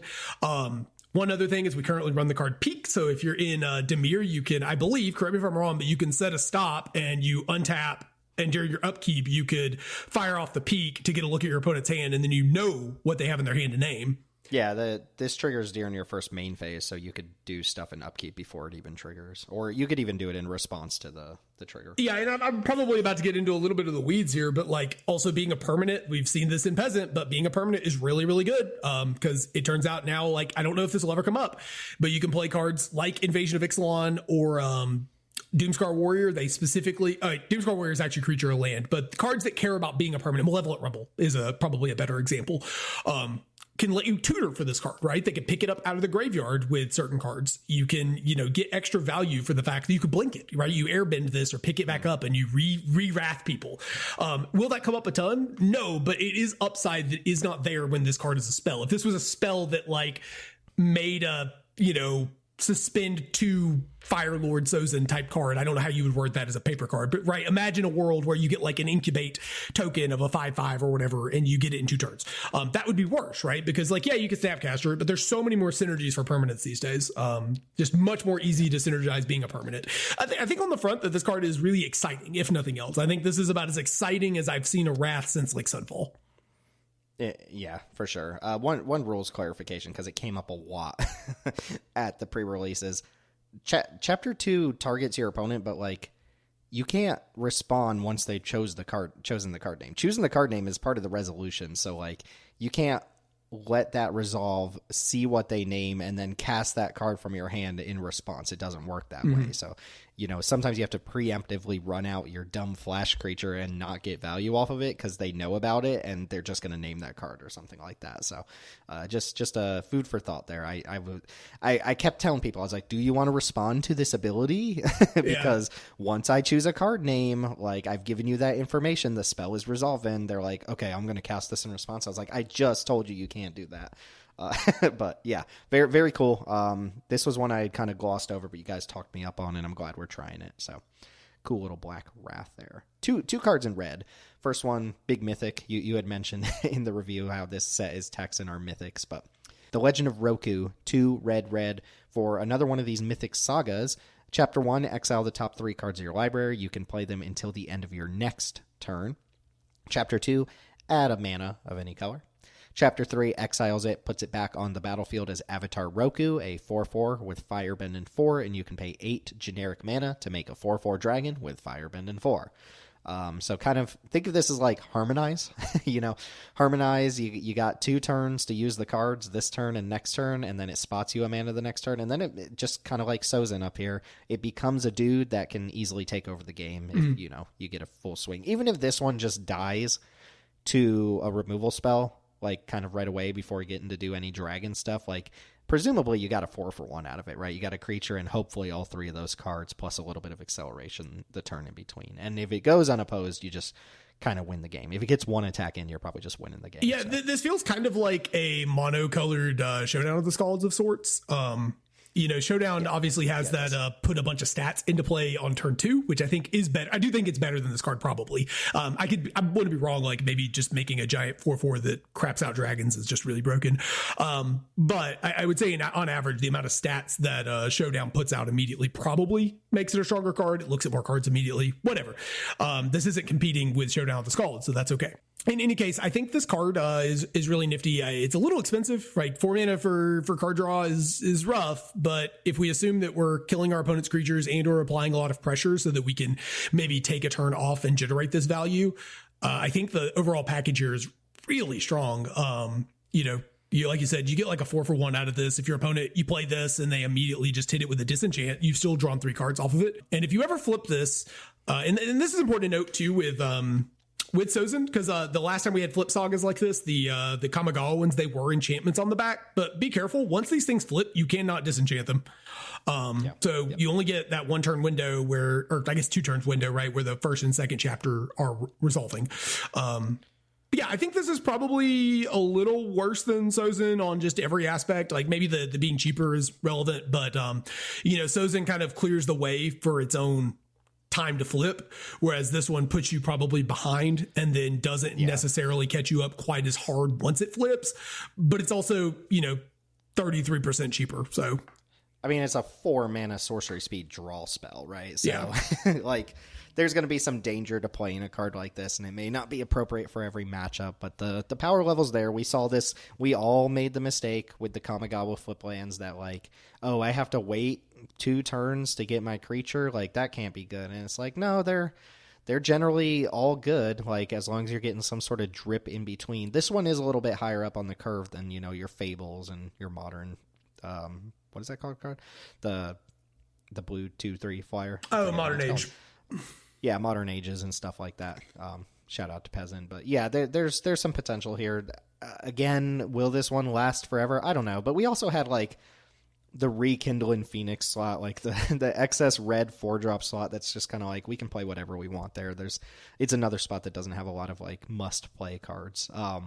We cut Death Greeter's Champion, which oopsie, probably shouldn't have added that one to the cube. Turns out this card pushes. Teld and I had never, we never played with this card. Like, I've played with Bombardiers, I've played with Gut. I was like, I don't think this card's at the same level as those ones, and it turns out no, it's the same level. The thing I didn't get about Death Greeter's Champion is that when you dash this and back up another creature and that thing's hitting for 6, you also still get to attack with this as a 2/1 double striker with haste. So you're usually pushing like 10 to 12 damage when you dash this. And if your opponent just wrathed and passed the turn, it always has the option to just pay 4 mana to lava axe your opponent for 6 damage or whatever, which is, it's ridiculous. We shouldn't have put it in. Oopsie. We played it long enough to know that, like, oops, our fault. We knew it was coming out when somebody mentioned they were like, talking about this card dealing like 16 on turn 4 off of like a 3-drop plus it. And it's like, yeah, okay, that's, we bumped up the power level of the cube, but that's not the kind of play patterns we're even looking for. No, this card actually does outclass things like Fable of the Mirror Breaker still, which is, partially me just never having played the card and then seeing it in Vintage Cube, seeing it in our cube for like a week or two. It's like, okay, let's get this bad boy out of here. Cool card, but way overtuned for sure. Red sorcery, exciting red removal spell. Yeah, okay, so we haven't discussed lessons yet. I actually went into a lot of depth on lessons in the Peasant review and the Lost Mainline review, so I'll keep it brief here, but just suffice to say, I think lessons are really, really exciting for Cube if we get a couple more playable learn cards in Streets of Strixhaven. Right now, especially at higher power levels, you'd have to play some pretty janky learn cards to make these lessons viable, or at least some of the lessons that we haven't discussed here. But a card like Iroh's Demonstration is good enough in the main board of decks that, like, I'm kind of ignoring that it's a lesson for now. So don't really take that into account. But this card gets so much better if you can jam, like, 5, 6, 7 learn cards in a cube. And that goes for a lot of lessons in this set. The lessons in this set are actual playable cards, whereas the lessons in Strixhaven were like flexible but bad cards. That's not the case in Avatar. They actually just juice the lessons, which, Saffron Olive said this on Twitter. I think you mentioned it. It kind of feels like the lessons in this set are so good that they can't give us learn in Secrets of Strixhaven, which is going to disappoint me a lot. But yeah, that would be hugely disappointing because, like, man, I got to Professor of Symbology and Airbending lesson yesterday, and I didn't know what to do with myself. It feels so good. My deck was terrible, but every time I did that, I was like, man, I got a chance. Fuller had I don't even know what it's called, Whirlwind Technique or something. It's a 6-mana lesson that, like, draws 2 and airbends 2 things, and it's like, man, I don't want to put this 6-drop draw / bounce spell in my deck, and it's like, it's a lesson. You don't have to put it in your deck. You only draw it when it's good. And same thing goes for, like, a Seismic Sense, which is a green cantrip, and there's like a blue Anticipate. There's a lot of really solid lessons that don't get there on their own, but once we have good learn cards, if we get a few more, then I think they're going to become awesome in Cube. If we don't get lesson or a learn in the new Strixhaven set, I might just have to quit playing Magic. This is just like, it would be. What if we get it in Star Trek? Dude, it would be instead. It just would be the biggest disappointment if we don't get it next year. It's huge. It's going to be. I mean, but from a constructed standpoint, that's got to be insane, right? You just. These lessons are so much better than they were last time, right? Like, I don't know. It feels like that could be dangerous for constructed, which means they might power down the learn cards or make a learn adjacent mechanic. But yeah, but see, we're cubing here, so if they burn down every constructed format for a couple of good cube cards, I am cool with that. So yeah, let's revisit this when Secrets of Strixhaven comes out next year, and I'm all about get Professor of Symbiology in here, get Gnarled Professor in here, like. Get Eye Twitch in here. Strixhaven is either us going to be over the moon or just completely depressed. Yeah, there's going to be no in between. It's gonna break Cube, man. These lessons are. I can't stress how powerful I think these lessons are. If we get learn cards that can just fetch them out of sideboard. Anyway, the card is this card here is Iroh's Demonstration, and it's actually not even that interesting to talk about, really. It's 1 in a red for a sorcery lesson. Choose one. Deal 1 to each creature your opponent controls, or deal 4 to target creatures. So it's just your 2-mana deal 4, but it does have a baked in kind of like sweep all the tokens. It's only your opponent's tokens too, so that's kind of nice. And that's already. I mean, we're on like Obliterate and Bolt. We ended up cutting Pyrite Spellbomb here. Like, we do play a couple of 2-mana deal 5s, deal 4s. This already feels like just a good card if you ignore being able to pull it out of your sideboard. Like, it's just a 2-mana kill a thing at sorcery speed, which is like fine, not exceptional, but fine. But then you get to tack on like I'm going to sweep up all those dumb Clarion Spirit tokens or mystical, the Mystic. I'm really blanking on card names today. Mischievous Mystic. Like, sweep all those things away. That's just great nice modality. Malcolm Dork. That's just such good modality on a 2-mana sorcery speed kill spell. Yeah. You ready to talk about a bunch of green mana dorks? So we have 4 cards to talk about in green. 3 of them we can kind of lump together into like a unified conversation here. It's worth noting they're all mana dork adjacent cards, so just to briefly touch on the cards we're cutting: Paradise Druid from War of the Spark, Twitchendal from Duskmourn, Llanowar Loam Speaker from Dominaria United. I have nothing really like exceptional to say about any of these. I think the 2-mana green dork slot has always been just kind of like whatever. Like, these cards all have trinket text that matter from time to time, but for the most part they end up not mattering, so they end up just playing as 2-mana dorks that accelerate you. And I think we got a nice little batch of 2-mana accelerants in Avatar that pretty much one up all of these other options that we were playing. So the first one coming in, and you know, they all have like different knobs to them, different nuances, but we'll talk about them all together here since they're all occupying the same slot. So the first one is Animal Attendant. This is 1 in a green for a human citizen. It taps to add mana of any color, 1 mana of any color, and if you use it to cast a non-human creature spell, that creature enters with an additional +1/+1 counter. So kind of opposite Torgal, you know, a 2-mana dork that makes your creatures come in bigger, as long as they're not humans. The other one from the main set, or I guess Animal Attendant is from Jumpstart. So the other main mana dork here is Great Divide Guide, which is 1 in a green for a 2/3 human scout ally. Each land and ally you control has tap, add 1 mana of any color. So this itself is a mana dork that can tap for any color. It completely fixes your lands. All of your lands can tap for any color. And if you have other allies, which is, you know, some number of creatures that we've seen in this review, they'll also tap for any color. But, you know, the main appeal to this card is that it's a 2/3 for 2, whereas most of these dorks end up being a little bit shallow on the toughness side. And then the last card, which is kind of bonkers, I don't think this is some like world beater cube card, but it's kind of crazy they printed this for, you know, constructed commander, whatever. Badger Mole about Cub. This card. Yeah, it's a busted mole. Badger Mole Cub, 1 in a green for a 2/2 mythic rare Badger Mole. When this creature enters, Earthbend 1, so you target one of your lands, it becomes a 0/0 creature with haste, you put a +1/+1 counter on it, and if it dies or is exiled, it returns to the battlefield tapped. And then Badger Mole Cub has the static ability whenever, or I guess it's a triggered ability, whenever you tap a creature for mana, add an additional green, and it makes its own mana dork. The Earthbend land will be able to tap for additional green on top of what it already taps for. So three kind of new age mana dorks coming in that all have different advantages. Obviously, Badger Mole has like the highest upside to it, but I think for the most part that's going to play out like a 2/2 that makes a free Land of War Elves, which is basically the ceiling of the card. Like, yeah, if you go like Paradise Druid into Badger Mole Cub, you're going to have like a crap ton of mana on turn 3, but that's a little Christmas landy. Yeah, I mean, I don't really think it is, given that we run like 10 mana dorks.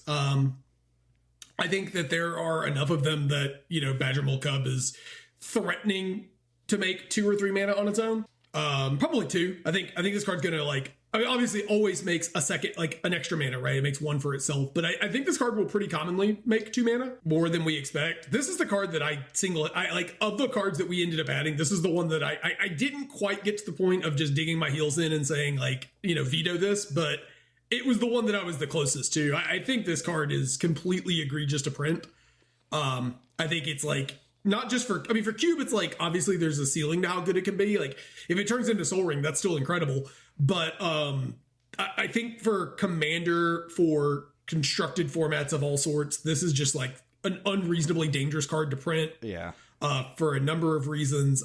It's also I'm gonna be honest, it's a pretty uninteresting card. Don't get me wrong, it's powerful clearly, but I think the effect is just not particularly compelling. It's just a random little Badger Mole, and they upshifted it to Mythic almost exclusively for the purposes of pushing packs, which I think is I don't like when they do. I know that we get Mythics like this every time, but at least with the other Mythics, they're all really cool, flashy cards. This is just a really boring but super powerful and pushed card. Badger Mole Cub. Yeah, this is definitely my vote for the most rawly powerful card, and it's not hard to see that. Everybody's talking about it for every format. I do think Earthbending as a mechanic is interesting enough to pull me up on the interest level of this card. I do agree that just being I don't know what the story of Badger Moles in Avatar is. I know they brought Earthbending to people or something like that, but it's not.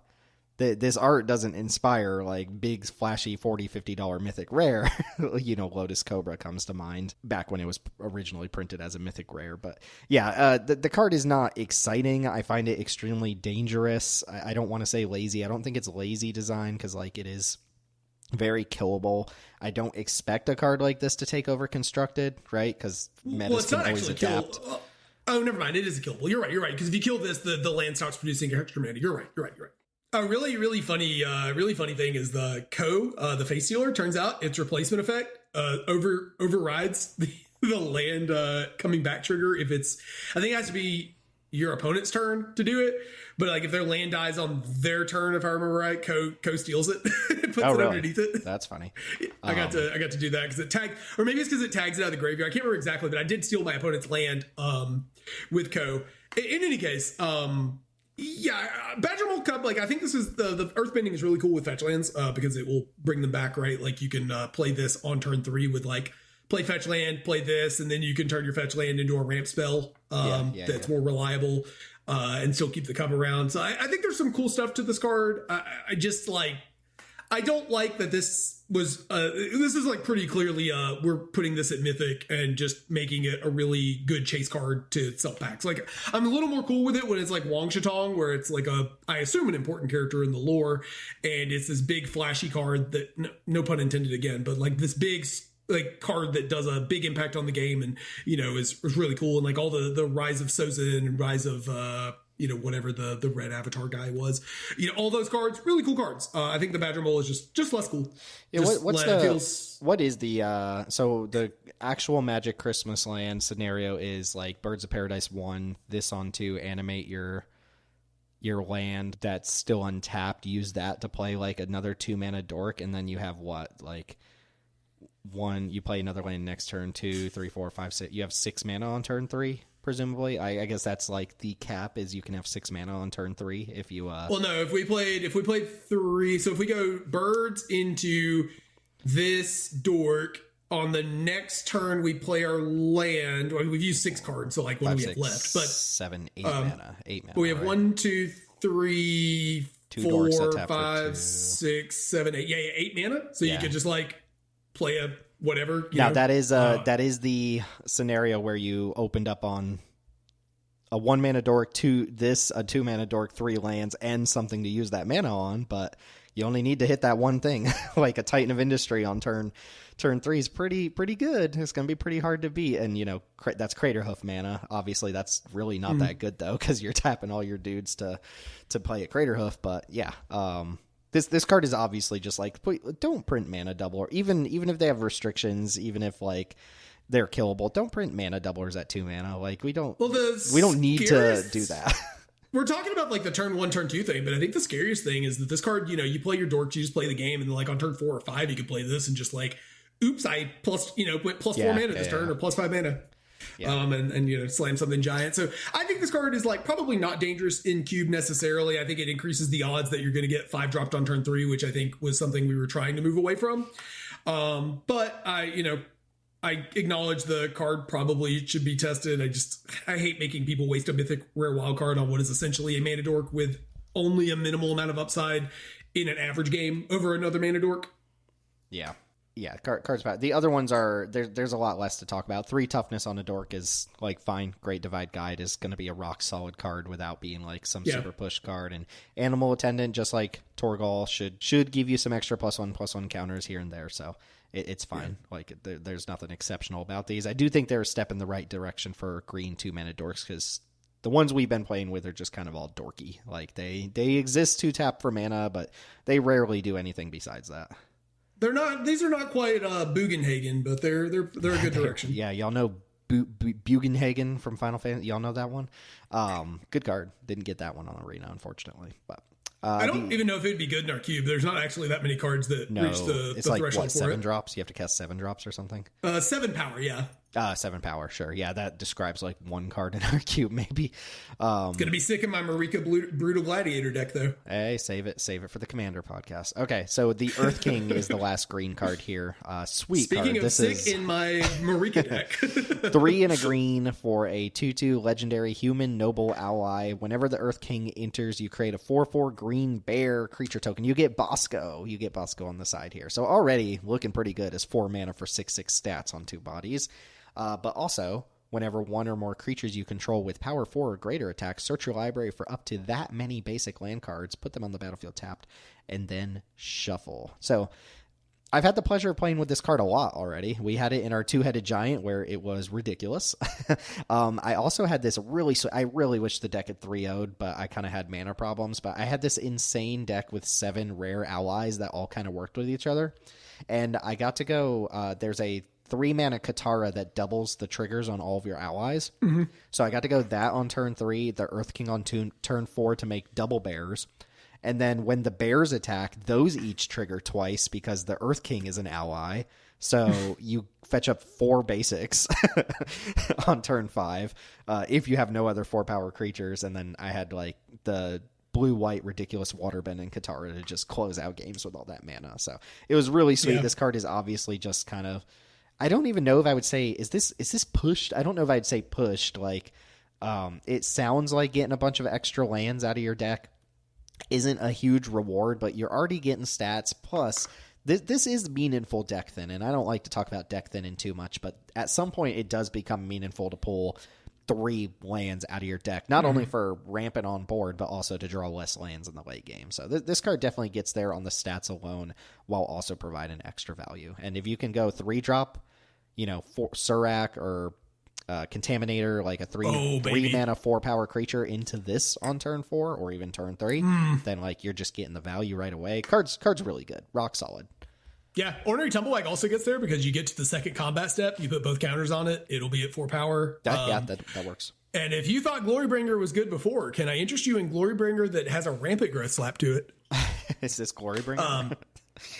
Okay, yes. Curve this into Glorybringer and it Rampant Growths you. I misunderstood. I was like, I guess we're comparing the Earth King to Glorybringer, sure.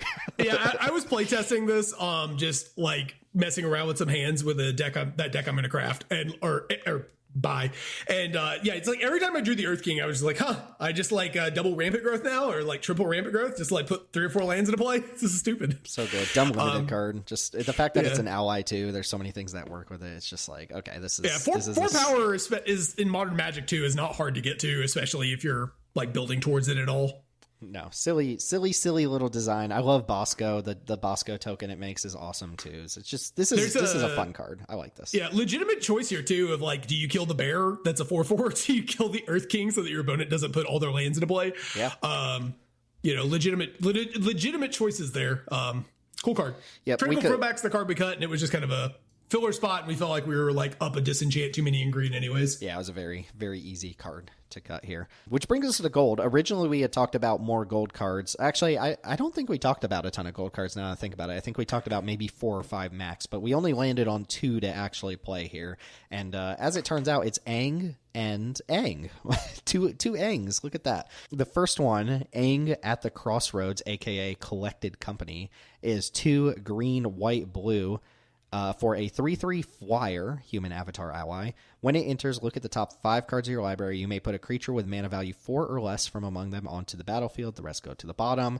When another creature you control leaves the battlefield, you transform Aang at the beginning of the next upkeep, which was weird.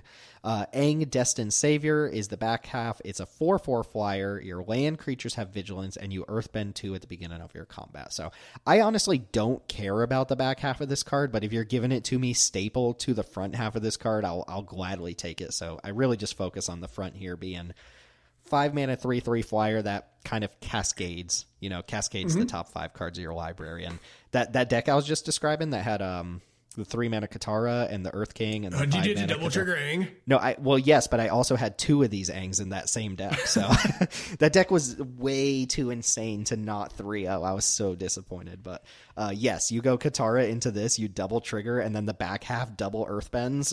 It's so ridiculous. But yeah, this is kind of like a Collected Company that always hits at least one creature. Yeah.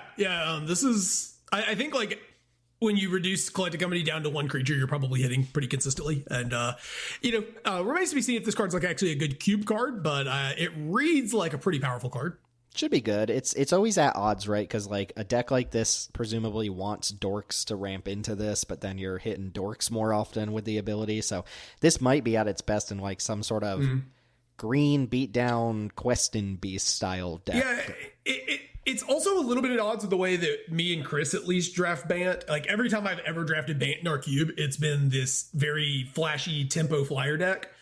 And Aang being a 5 mana sorcery card that doesn't just, Vorin collects the board mean that I'm probably not super interested in it. In that style of deck. So like it's a little bit uncertain as if it'll have a home in the cube, but I think it was cool enough that we wanted to try it. Why do you think it triggers, like if a creature leaves, it transforms at the next upkeep? Is that so you can't like play this, hit like a flicker, like you can't get the earthbend in value off of it the same turn that you play it, like from the backside? I assume this is an episode of the show where Aang has to have a Super Saiyan DBZ style power up montage, and he's like, ah! And then he the next upkeep he's finally powered up and can turn into Aang Destined Savior. They also the art kills me in this set because it's not bad, but it's all cropped so weird. It's like these Aangs are so tiny in this card art. We cut Sin, Spear's Punishment, which it was a cool experiment card. I don't necessarily think it's terrible, but it's a 7-drop. Like, speaking of cards that trigger Bugenhagen. It's a 7-drop that also doesn't just flip the table on it. Like this, the thing about 7-drops is they have to immediately stabilize / put you in a winning position. Because if you get to them and they don't do that, then like if you play Sin, even if you hit the value lottery and you put like 4 lands and plus like a 5-drop into play or something, it doesn't matter if Sin just dies and then you get killed because you have no blockers left. Mm-hmm. You know what though? Sin is an avatar. We're maintaining avatar density here on this. Yeah, we're actually going up avatar density because might be my favorite card in the set is Aang Swift Savior, which is like a modern take on. This card is so much better than Spell Queller. This card is a huge upgrade over Spell Queller. Thank you for reminding me of what that stupid card's name is. Spell Queller. Yeah, Aang Swift Savior is one of my favorite cards. I told Chris I would riot if we didn't put this card in the cube.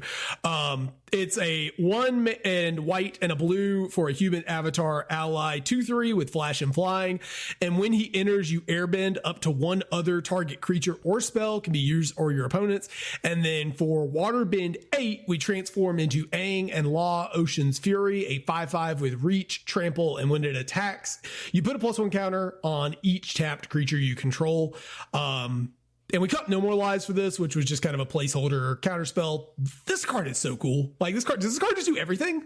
It does everything except for we mentioned coming back from Overlord of the Baelmerks trigger because it doesn't pick up avatars for some reason. Yeah, this card is amazing. Speaking of two-headed giant, I had 2 of these in my two-headed giant deck, which was awesome. On first off, I thought this card was amazing when we first saw it, and that was taken into account like, oh, Waterbend 8, like on turn 8 I can flip it, and it turns out no, Waterbend's a lot better than it reads. Like, these high Waterbending costs are actually attainable. First off, Aang can tap for itself, so it's really Waterbend 7. Second off, like, you can flip this on like turn 4 or 5 sometimes with the right like lead in into it. And then you know, if you read in isolation, if you read Aang and Law, Ocean's Fury in isolation, and you put the mana cost of 8 on the back of it, it's like, I would never play this card, but who cares? Erase that part of it. The front half is amazing. I would play this card if you literally took white out and covered up Waterbend 8 on this card, and like the backside is a meaningful board finisher. Yeah, that's a real thing. You can just it's not the thing that really like saves the back half for me is that it's not a sorcery speed only activation to transform Aang. So like you can just do it on your opponent's end step with all your untapped creatures, and then boom, you're bashing with a 6/6 trampler. I don't know why it has reach, but I guess because it big boy. But you know, 6/6 trampler that's pumping all your other stuff, and you bounce something off the stack, like what, like you spell quellered something. Spell queller couldn't hit things on the board. This can hit a creature off the board. It can target your own stuff. You can win a counter war with this by countering your own thing. You could warp in Quantum Riddler and then airbend it away and then cast Quantum Riddler for 2 mana on another turn and get a full Quantum Riddler out of it. Like, you can do so many things with airbending. And this is the only one that airbends something on the stack, right? I believe this is the only card that does that. It is. This is my favorite card in the set, and it's not particularly close. Yeah, crazy card. Like, I love everything about this. Like, I've been experimenting with this blue-white tokensy deck as well, with, you know, trying to trigger like Mischievous Mystic and Staff of the Storyteller and putting like, you know, Wedding Announcement and stuff. And this card's like, this is the best card ever for that deck? Because, like, you know, you flash this in, you get your interaction piece, and then you flip it during the end step with all the your guys, and then attack and pump them all up, and they just become gigantic. This card's so good. Just don't put this in a deck that has Intangible Virtue. Does this, hold on a sec. So if you have this and you have Appa, 4 mana Appa, they can just keep tagging each other out for 2 mana, right? And then you get, do you get anything by doing that?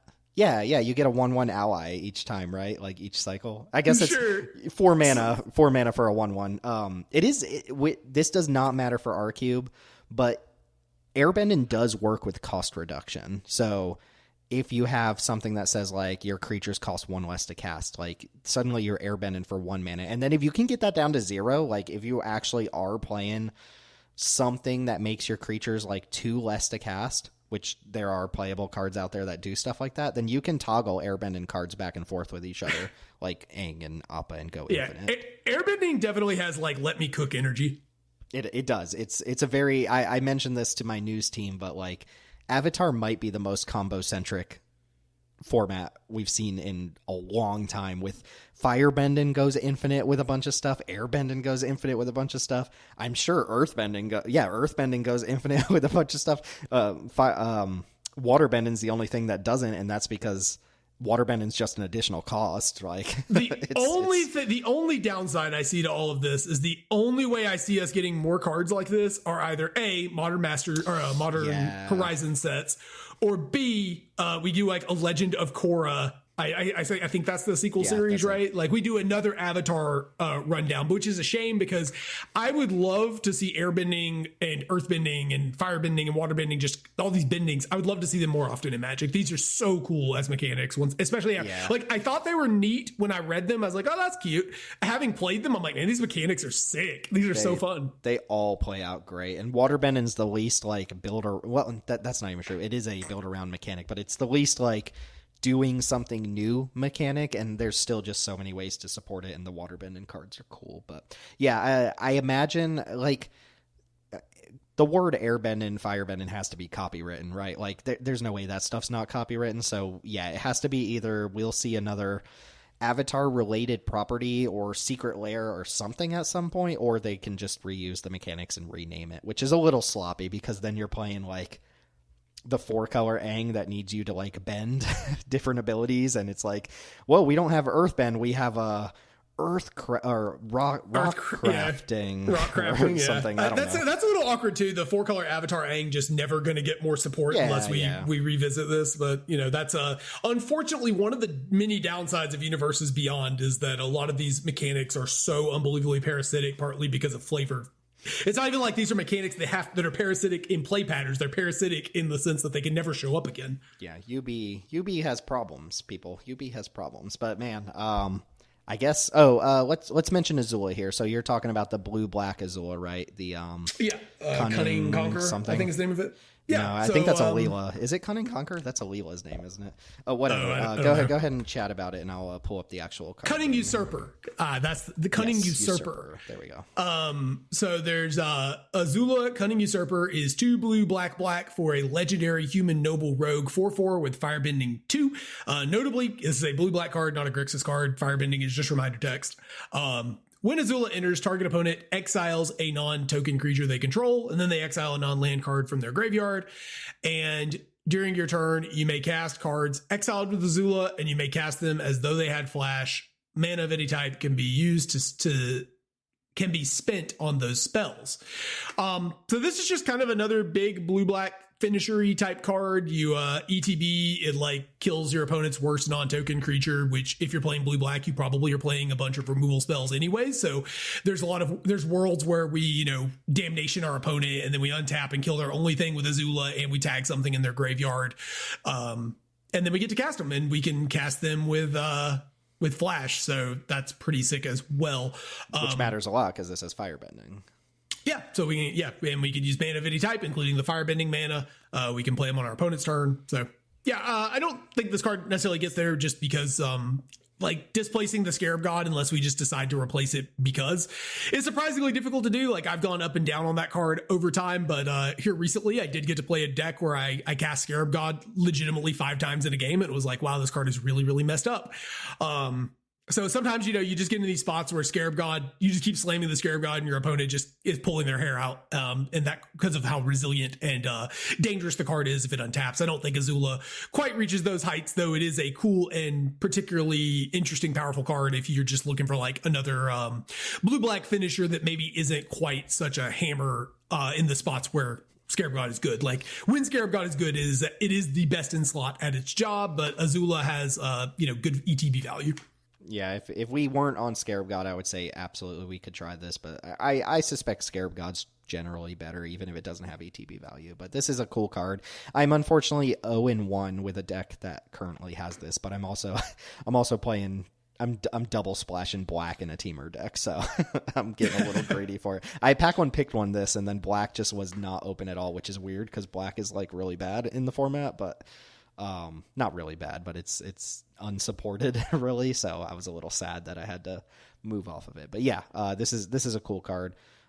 There's so many cool cards here, and in our original set review, we talked about way more than what's here, but this is really just what we're actually going to play. So I do want to remind, the listener, it actually helps us out a lot. Let us know what you think of this template in versus just like, hey, we're going to talk about all the cool cards in the set, and let us know if that's something like you would rather see us transition to, or if you prefer, the longer set reviews. And Teld, I don't know if you have a thought on that either. Do you prefer like just talking about what we actually landed on, or, more opportunities to talk about the cool cards? Like, kind of a mixed bag. It was interesting too, because some of these cards I've actually had a chance to play with. But I do like our set reviews, because a lot of times we do form cards like Suki, for example. If we were just like, if we hadn't talked about them on air, I don't know if we would have come to the conclusion to play a card like that. So I do think there's value in having these kind of open discussions and trying to hash out our thoughts on cards and give card shout outs that maybe wouldn't otherwise. But this was also kind of nice because we got a chance to really dive into the cards that we particularly cared about, which was very nice. Yeah, so I'll see if we get any feedback from listeners there. If I hear from enough people that they like this, I might try to pitch switching it. I'm also looking at our timer, and it says 1 hour and 47 minutes instead of 2 hours and 47 minutes, and that's like, oh, that's a pretty big deal. Like it's like 4 hours of your life back. So yeah, this set's really cool. They did the week 2 switcheroo. We actually talked to Chris and Danielius, and we were like, yeah, I don't think we're going to get too much out of the set. And then it's like, no, you're going to get, I think we talked about at least 3 cards per color. No, red only had 2, but we've got quite a bit to talk about, good 15 to 20-ish cards to try out and some other interesting things to discuss or circle back around on later. So Avatar is delivering this set.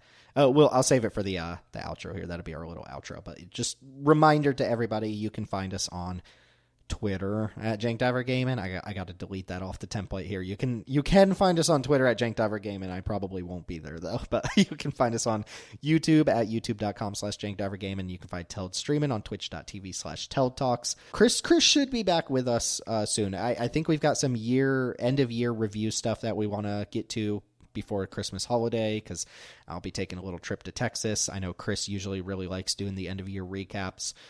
Chris actually has recorded with us a lot lately, but we lost a couple episodes, unfortunately, so you haven't heard his voice as much. I believe he was on 2 of the last 3 that recorded, but you'll hear more Chris in the future. You'll hear more Danelius in the future. You'll definitely hear more Teld and Tim. I know you really come for the Baker's Bane duo, but that's going to go ahead and do it for this one. Thanks for hanging out. Let us know what you think of the template for this review, and take it easy, folks, leading into the holidays. And we'll see you all next time.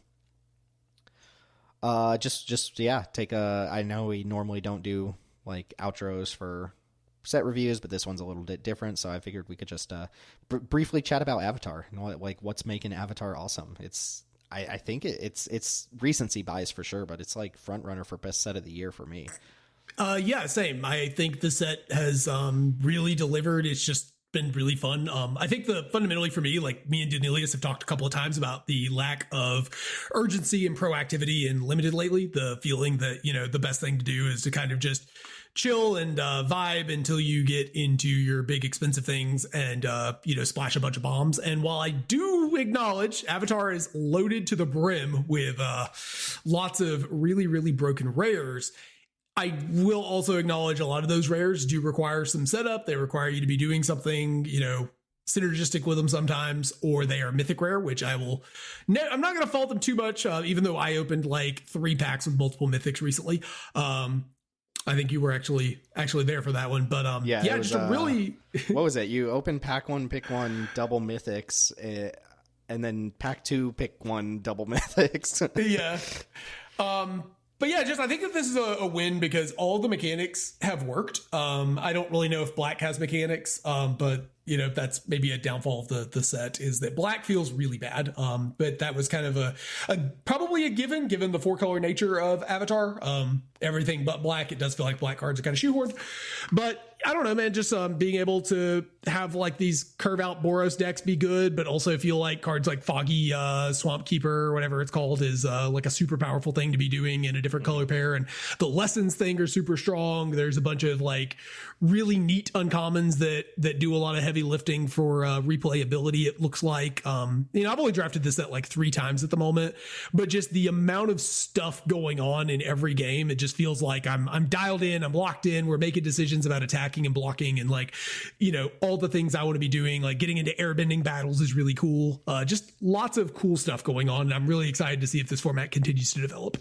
Yeah, it feels like Magic. It's a reassuring sign that Universes Beyond works for Magic when done well, because this year had Final Fantasy and Avatar.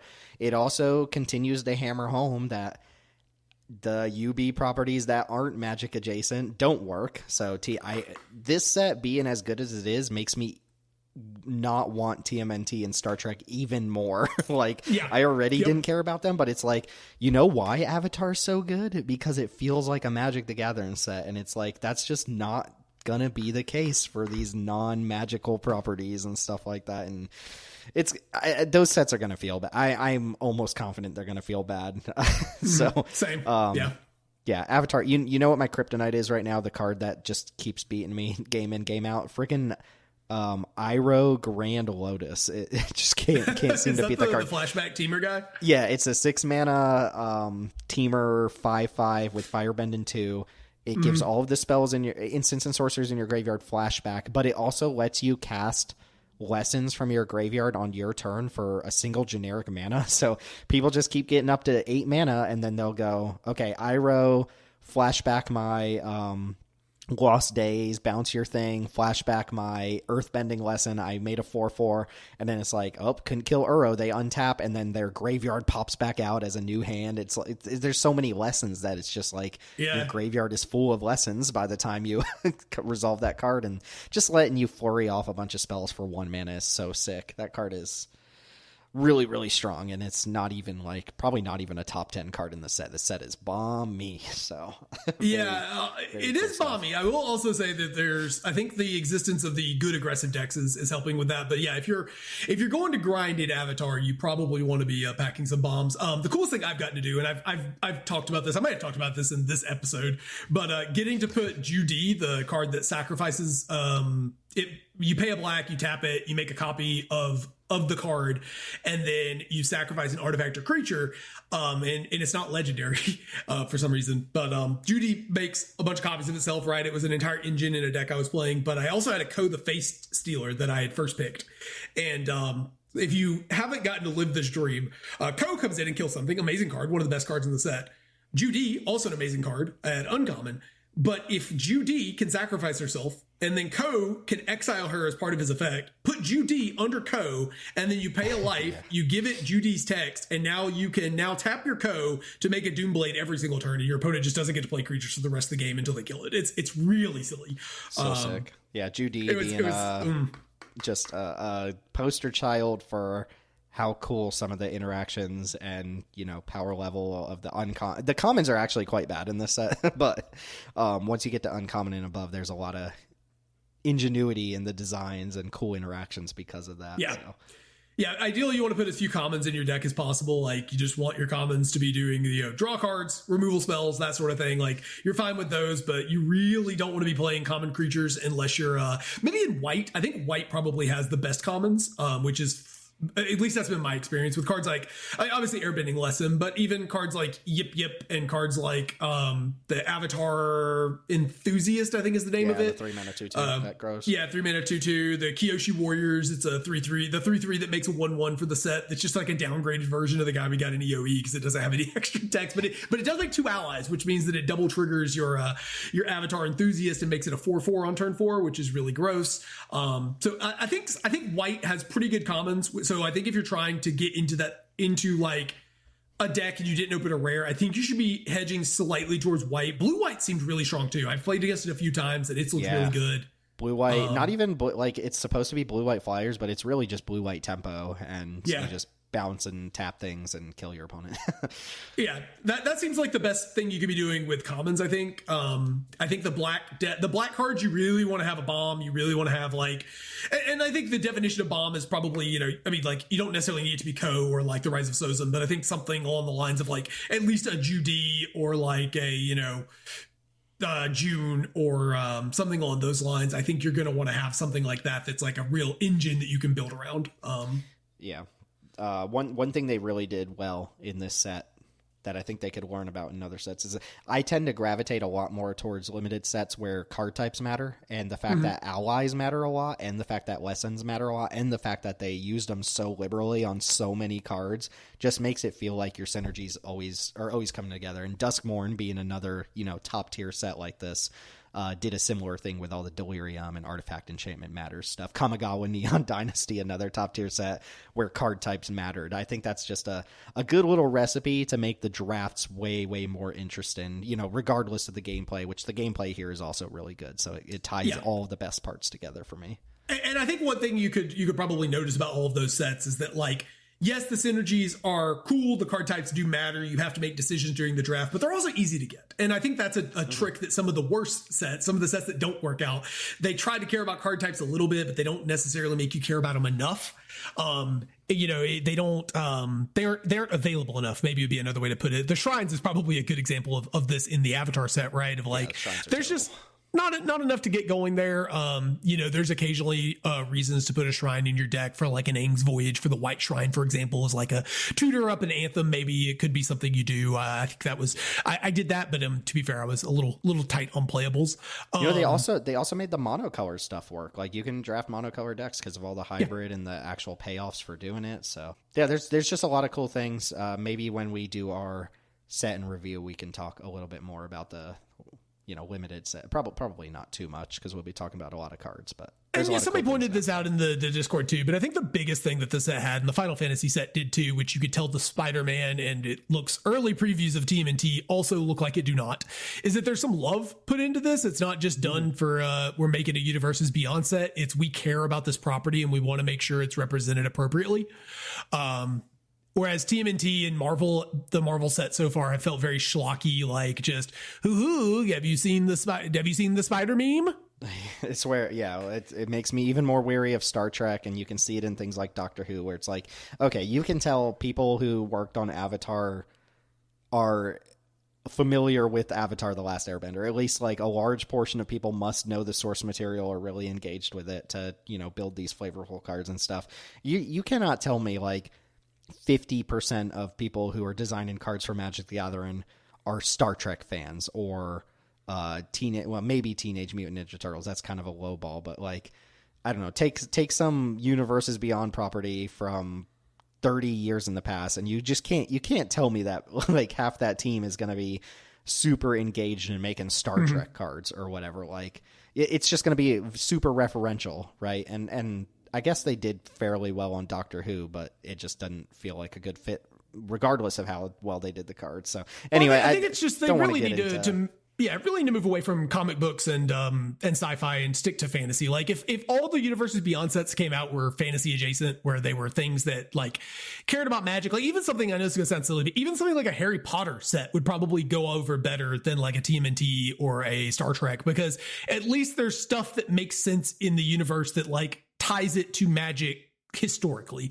I think if your thing doesn't have magic, if it doesn't have fantasy of some sort, that and like this Avatar set's a really good example of like the design of the set is very Eastern fantasy. It's not Western Lord of the Rings inspired fantasy, but like it still really works. It just vibes right in magic. And even like there's like a submarine in one of the cards, like the submersible, right? And like that it still works. So you can have things that aren't traditional fantasy structures or whatever, but it can still work. But I just feel like this, like when we get back to TMNT and we get another freaking New York food card or, sewer grade or whatever, I might pull my hair out a little bit. Yeah. The Banishing Light is into the sewers or pushed into the sewer or something like that. Like, it's just like, okay, cool. Awesome. Yeah. Like why does my omnipotent avatar being get shoved into a sewer grate like a nerd? Like we just always end up on like railing about UB on these episodes now, but like it's kind of forced down our throat. So if we don't like it, we're going to say we don't like it. But Avatar, we spent most of this episode talking highly about UB. Yes. Avatar is a double thumbs up for me and a good sign that UB has a place in Magic if you're going to do it right. Two best sets of the year were UB. That's inspiring.